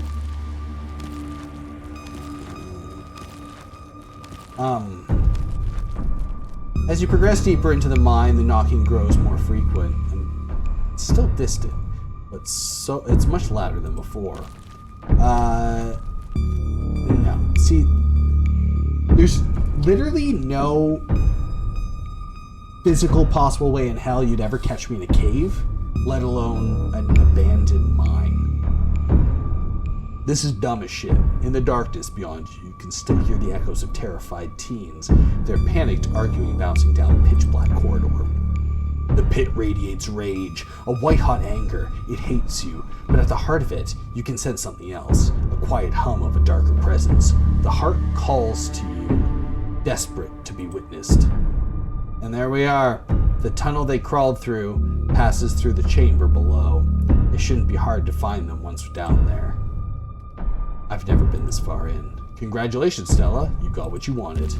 Do not go down that fucking ladder. Tabitha curls up the ladder and disappears over its edge. Alright, let's do this. Stella hoists herself over the edge and begins to climb down. Brutal. Off the ladder, climb down. I'm pretty sure this is the way back. Come on. Pretty sure. I thought you'd been down here before. Okay, maybe I didn't get this far in, but whatever. Doesn't matter. I definitely remember the way out. Hurry. I don't want to be down here anymore. I think it was actually this way. Oh, shut up. No one even wanted you to come with us anyways. Becca! Yep. They're close, alright. Good thing they're so damn loud. Sounds like they're really lost. The voices around you, those of the teens and your companions, sound odd, distant. There's something in the darkness before you, and it's much louder, though you don't hear it. You don't hear it, but you can feel it in your chest, desperate to be perceived and perceived. Wrap yourself in the darkness of the pit. You alright, Feral? Bear witness! What do you think you're doing? Get away from there! Your cousin dives towards you, but not before the light from your phone. What is this shit?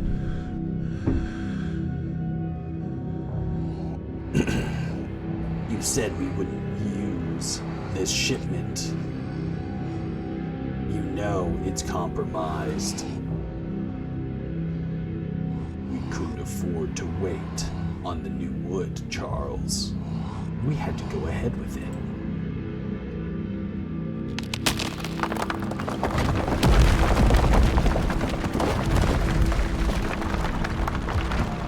It's still sturdy enough. It'll get the job done. Feral, you alright? Oh, thank God you're alive. It just looked like you had a seizure or something, and then Tabby just conked out. I'm fine, yeah. You can barely open your eyes. You're not fine.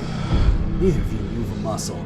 I don't want you straining yourselves while you're still recovering from whatever that was. I'm going to give you both some help. I'll be back soon. I promise. Don't die on me, alright? You fade back out of consciousness as your companion clambers out of the pit, intent on your rescue. You raise up on your elbows, head still swimming from the visions. Your surroundings come back into focus. Your head throbs. The knocking continues, now magnitudes more intense than ever.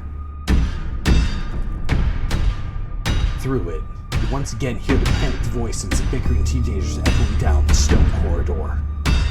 Becca, if you're just getting us more lost, it's this way. If you're sure, then why don't you just leave? I can't believe I let Alexis talk me into inviting you in the first place. Becca, I'm just trying to help. I say go. Okay, I will. Alexis, you don't have to go with her. You know that, right? Pick a side, Alexis. I'm sure Becca knows where we're going. She wouldn't just lie. Sorry, Rosalind. The increasingly desperate voices of the team drowned out by the thunderous knocking. You can practically feel the ground shaking. You almost see the walls vibrate with the intensity of the hellish sound. God, that knocking is not helping my headache. What the hell just happened? both of us were shown the dark truths of this place. The sins that were committed, the deaths that followed. There's got to be few and something down here. It's an old mine. These places are death traps. We probably just hallucinated.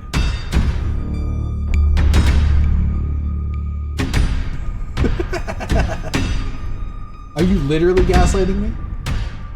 I said I saw it too. Stop being weird. We're leaving. Yeah.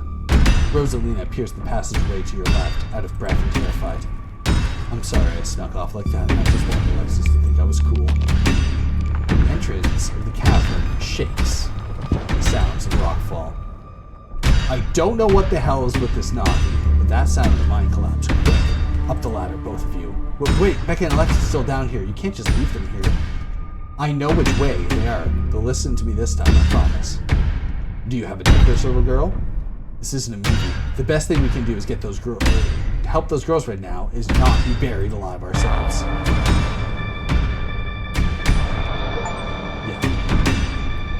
Yeah. Goodbye, Becca and Alexis. I'm sorry, Rosalie, but there's nothing you can do about this. The mine is coming apart. We can't afford to go after it.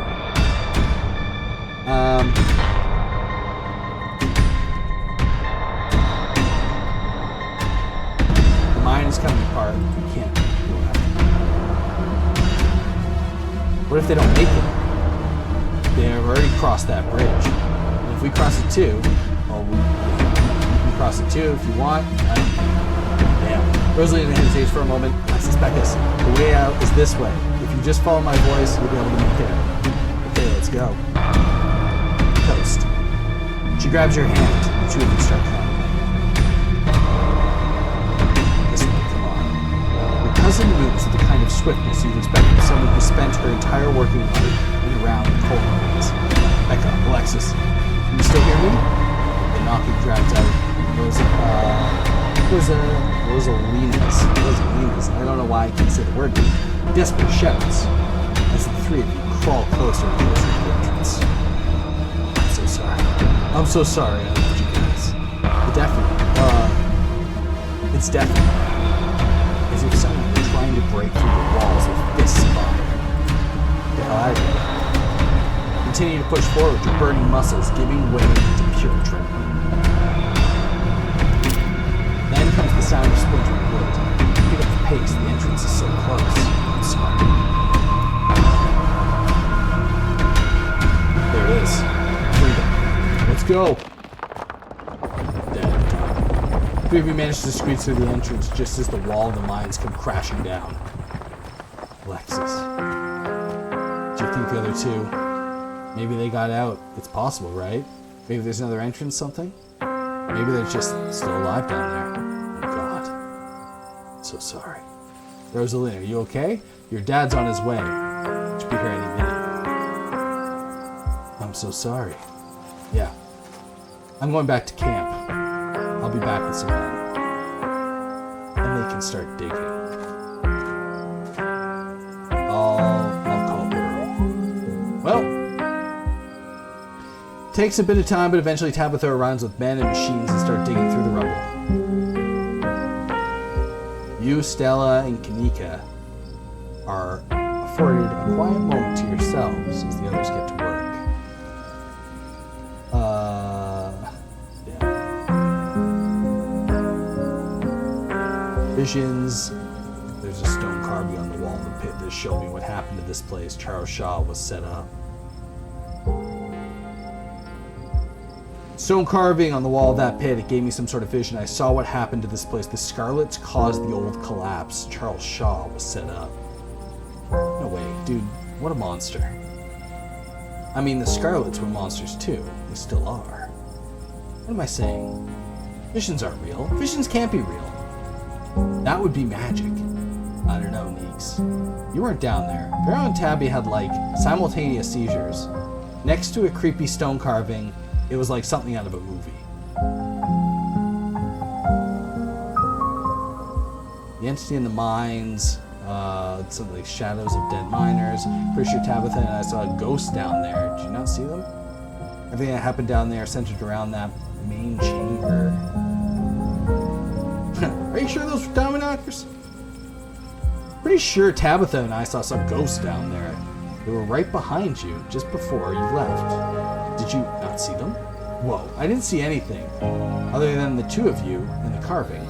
That's super weird. I don't want to doubt that you experienced what you experienced, but you were deep in a dark abandoned coal mine. You might have just been primed to see something, or gassed. I don't know. Now that I think about it, it totally fits the profile of some of the Tommyknocker stories. What if they were actual bona fide ghosts? Oh, Stella. They happened down there, sent around the main... Yeah. They happened down there, sent around the main chamber, where I saw the carving. Stella showed me a photo of weird stuff. Maybe you weren't entirely off base with the cult stuff you mentioned earlier today. But this thing felt old. I don't need to talk about Tommyknockers. Not gonna say that, I'm just gonna... What happens now? Hey guys, I don't think she's quite ready to talk just yet, but what happened down there?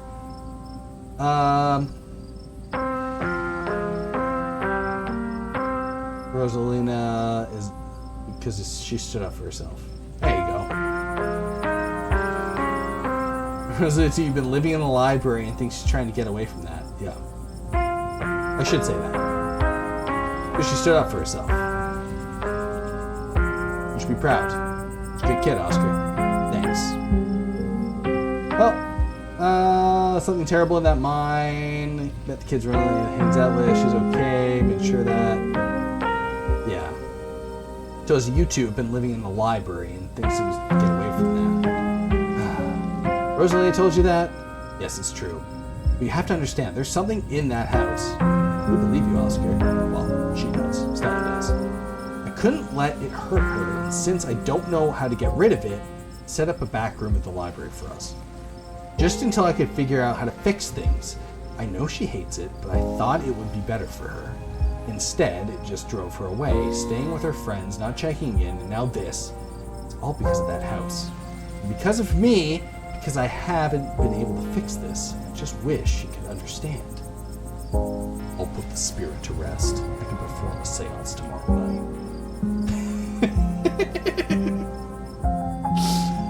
Yeah, we'll do whatever it takes, Oscar. Okay, I'm into.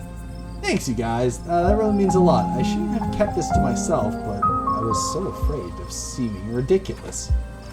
Dad? You must be so mad at me. Oh, Rosa, no. Of course not. I'm not mad at you. Do you think that maybe they got out? Maybe there's another exit somewhere? Rosalie. I should have pushed you. I should have pushed back harder. I knew the way out. What? I should have pushed back harder. I knew the way out. I should have made them come with me. I just don't want them to be dead. I'm sorry, Dad. You don't have to be sorry. You're alive and safe. We could have gone back for them, right? We couldn't have gone back for them, right? We couldn't have made it out with them back? You're right. We wouldn't have made it if we went back for them. True. Don't deserve to be down there. Why would I have made it out when they didn't? Why should I have made it out when they didn't? This isn't about what people deserve, Rosa. You have no idea how grateful I am that you're still here. It's not fair, Dad. Just not fair. I know, Rosa. I know. But I think it's best that you can... best thing you can do for your friends right now, until we get back out of here, is to enjoy the life you have. I know I haven't made it easy for you, and I know I've been frustrated with the choices I've made, but I'm going to do what it takes to move us back into our house. We're going to have a good life again, Rosa. I'm sorry I didn't do this sooner. I'm sorry. This is what it took. Yeah. We're on the case. We'll be okay, I promise. I'm going to take her home. I guess we'll see the three of you tomorrow. Thank you, Farrell. You have no idea how much I appreciate what you did for Rosalina. Oscar and Rosalina leave. Your cousin exhaustedly saunters over to you. All right, Farrell. My men are set up to start digging. Go home and get some rest. Now hold on a minute, Miss Scarlet.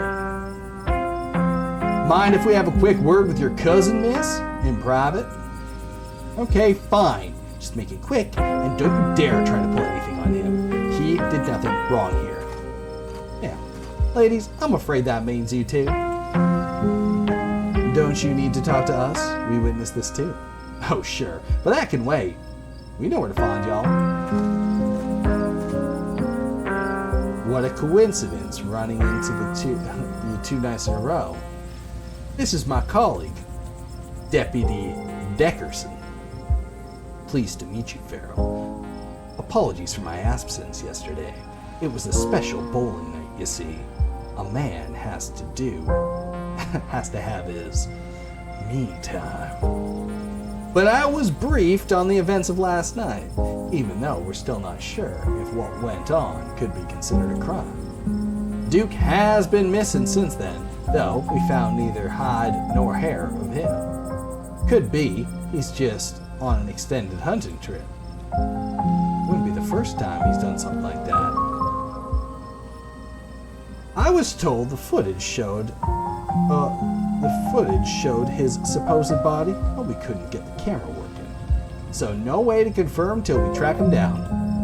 Now, we understand both of these were terribly unfortunate accidents that had nothing to do with you being in the area, but as an officer of the law, you have to understand that we get a little suspicious when we see the same fate multiple times in a row.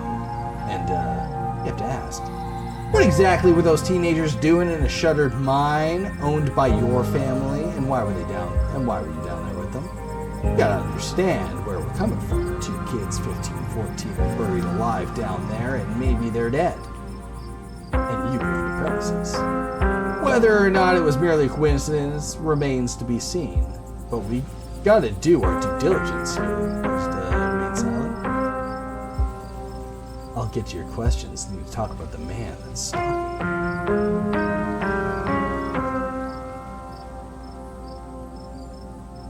I don't talk to cops.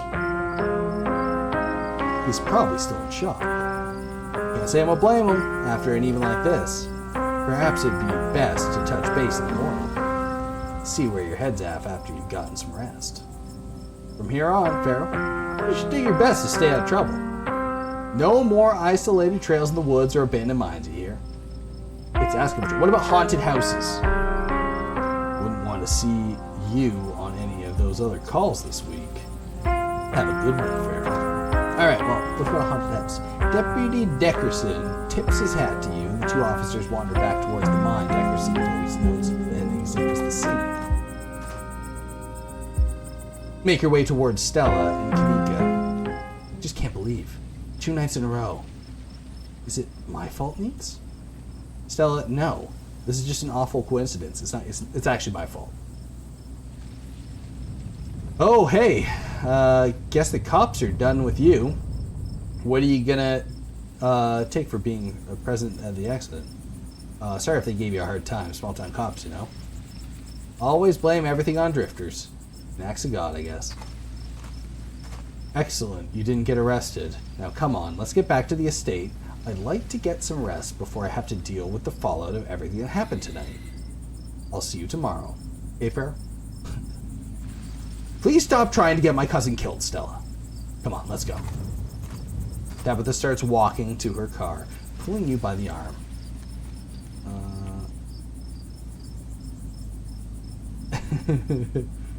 Text you when we're back. See you later, guys. Tabitha doesn't say a word as the car cuts along the darkened road. You try to keep an eye on the surrounding wilderness as she drives wary of what may lurk behind the tree line.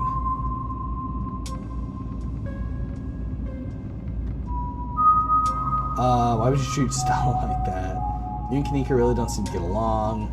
Do you think Becca... no. I don't appreciate being dragged off like this. I gotta say sorry about today. Tabitha doesn't answer. Alright. Yeah.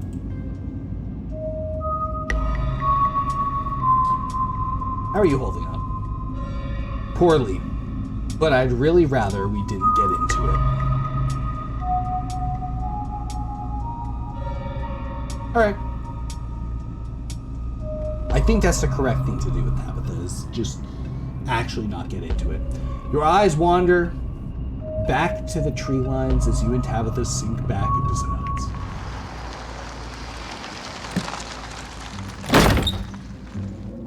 You once again cross the threshold into the estate, the musty stench of the decaying mansion greeting you with the undertones of mildew and wood rot. Well, this day was a lot more stressful than it needed to be. And I'm sure it's the precursor to a horrifyingly stressful week. I'm going to bed. I suggest you do the same. Thanks for calling me about those kids, by the way. It was unexpected. You should have waited for me, but I'm too tired to argue. I'll see you in the morning. Tabitha turns and makes her way up the stairs, her posture defeated. Alright, it's time to turn in.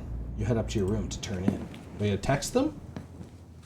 You collapse in Tabitha's dusty guest bed, your head empty of thoughts. After your time in the Shaw mine, you barely even notice the dust. Your phone buzzes on the table. Yo, these are those things, right?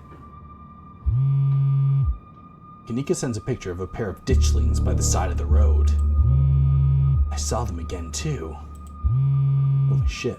Another picture is sent from strange staring trees. What the fuck? These things are definitely not hairless monkeys or raccoons or whatever. I don't know what the hell they are. I guess there's more to them being here than mine collapse. No way, I'm sleeping tonight.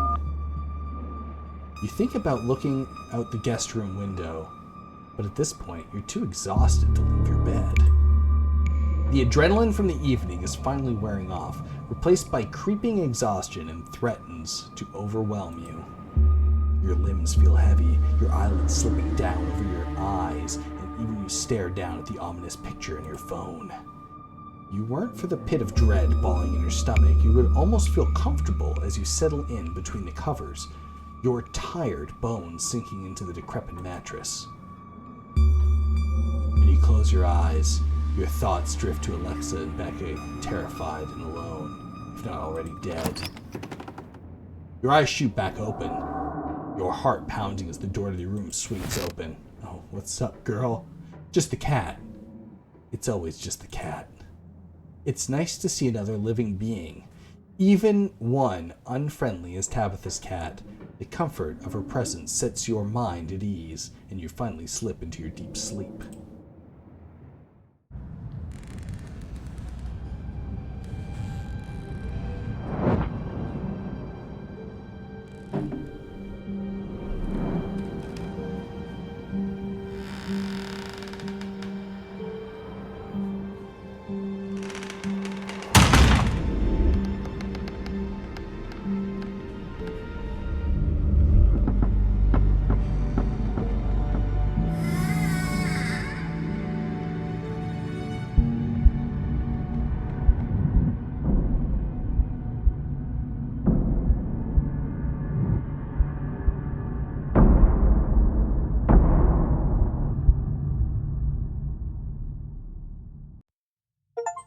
All right, well, that's the end. What have we got? Finished. Oh, yeah.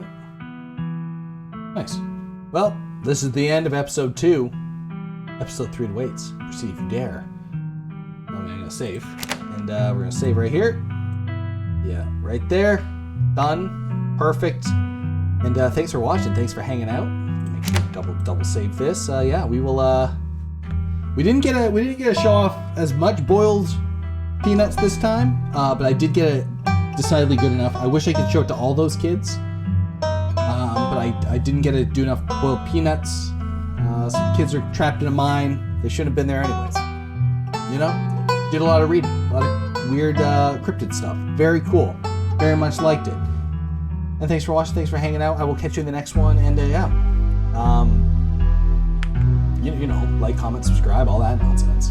Hell yeah. Next Wednesday, we will be playing Wednesday. It'll be on the Wednesday. That's good. It'll be Wednesday. Wednesday. Humpday Horror, Wednesday. Catch you later.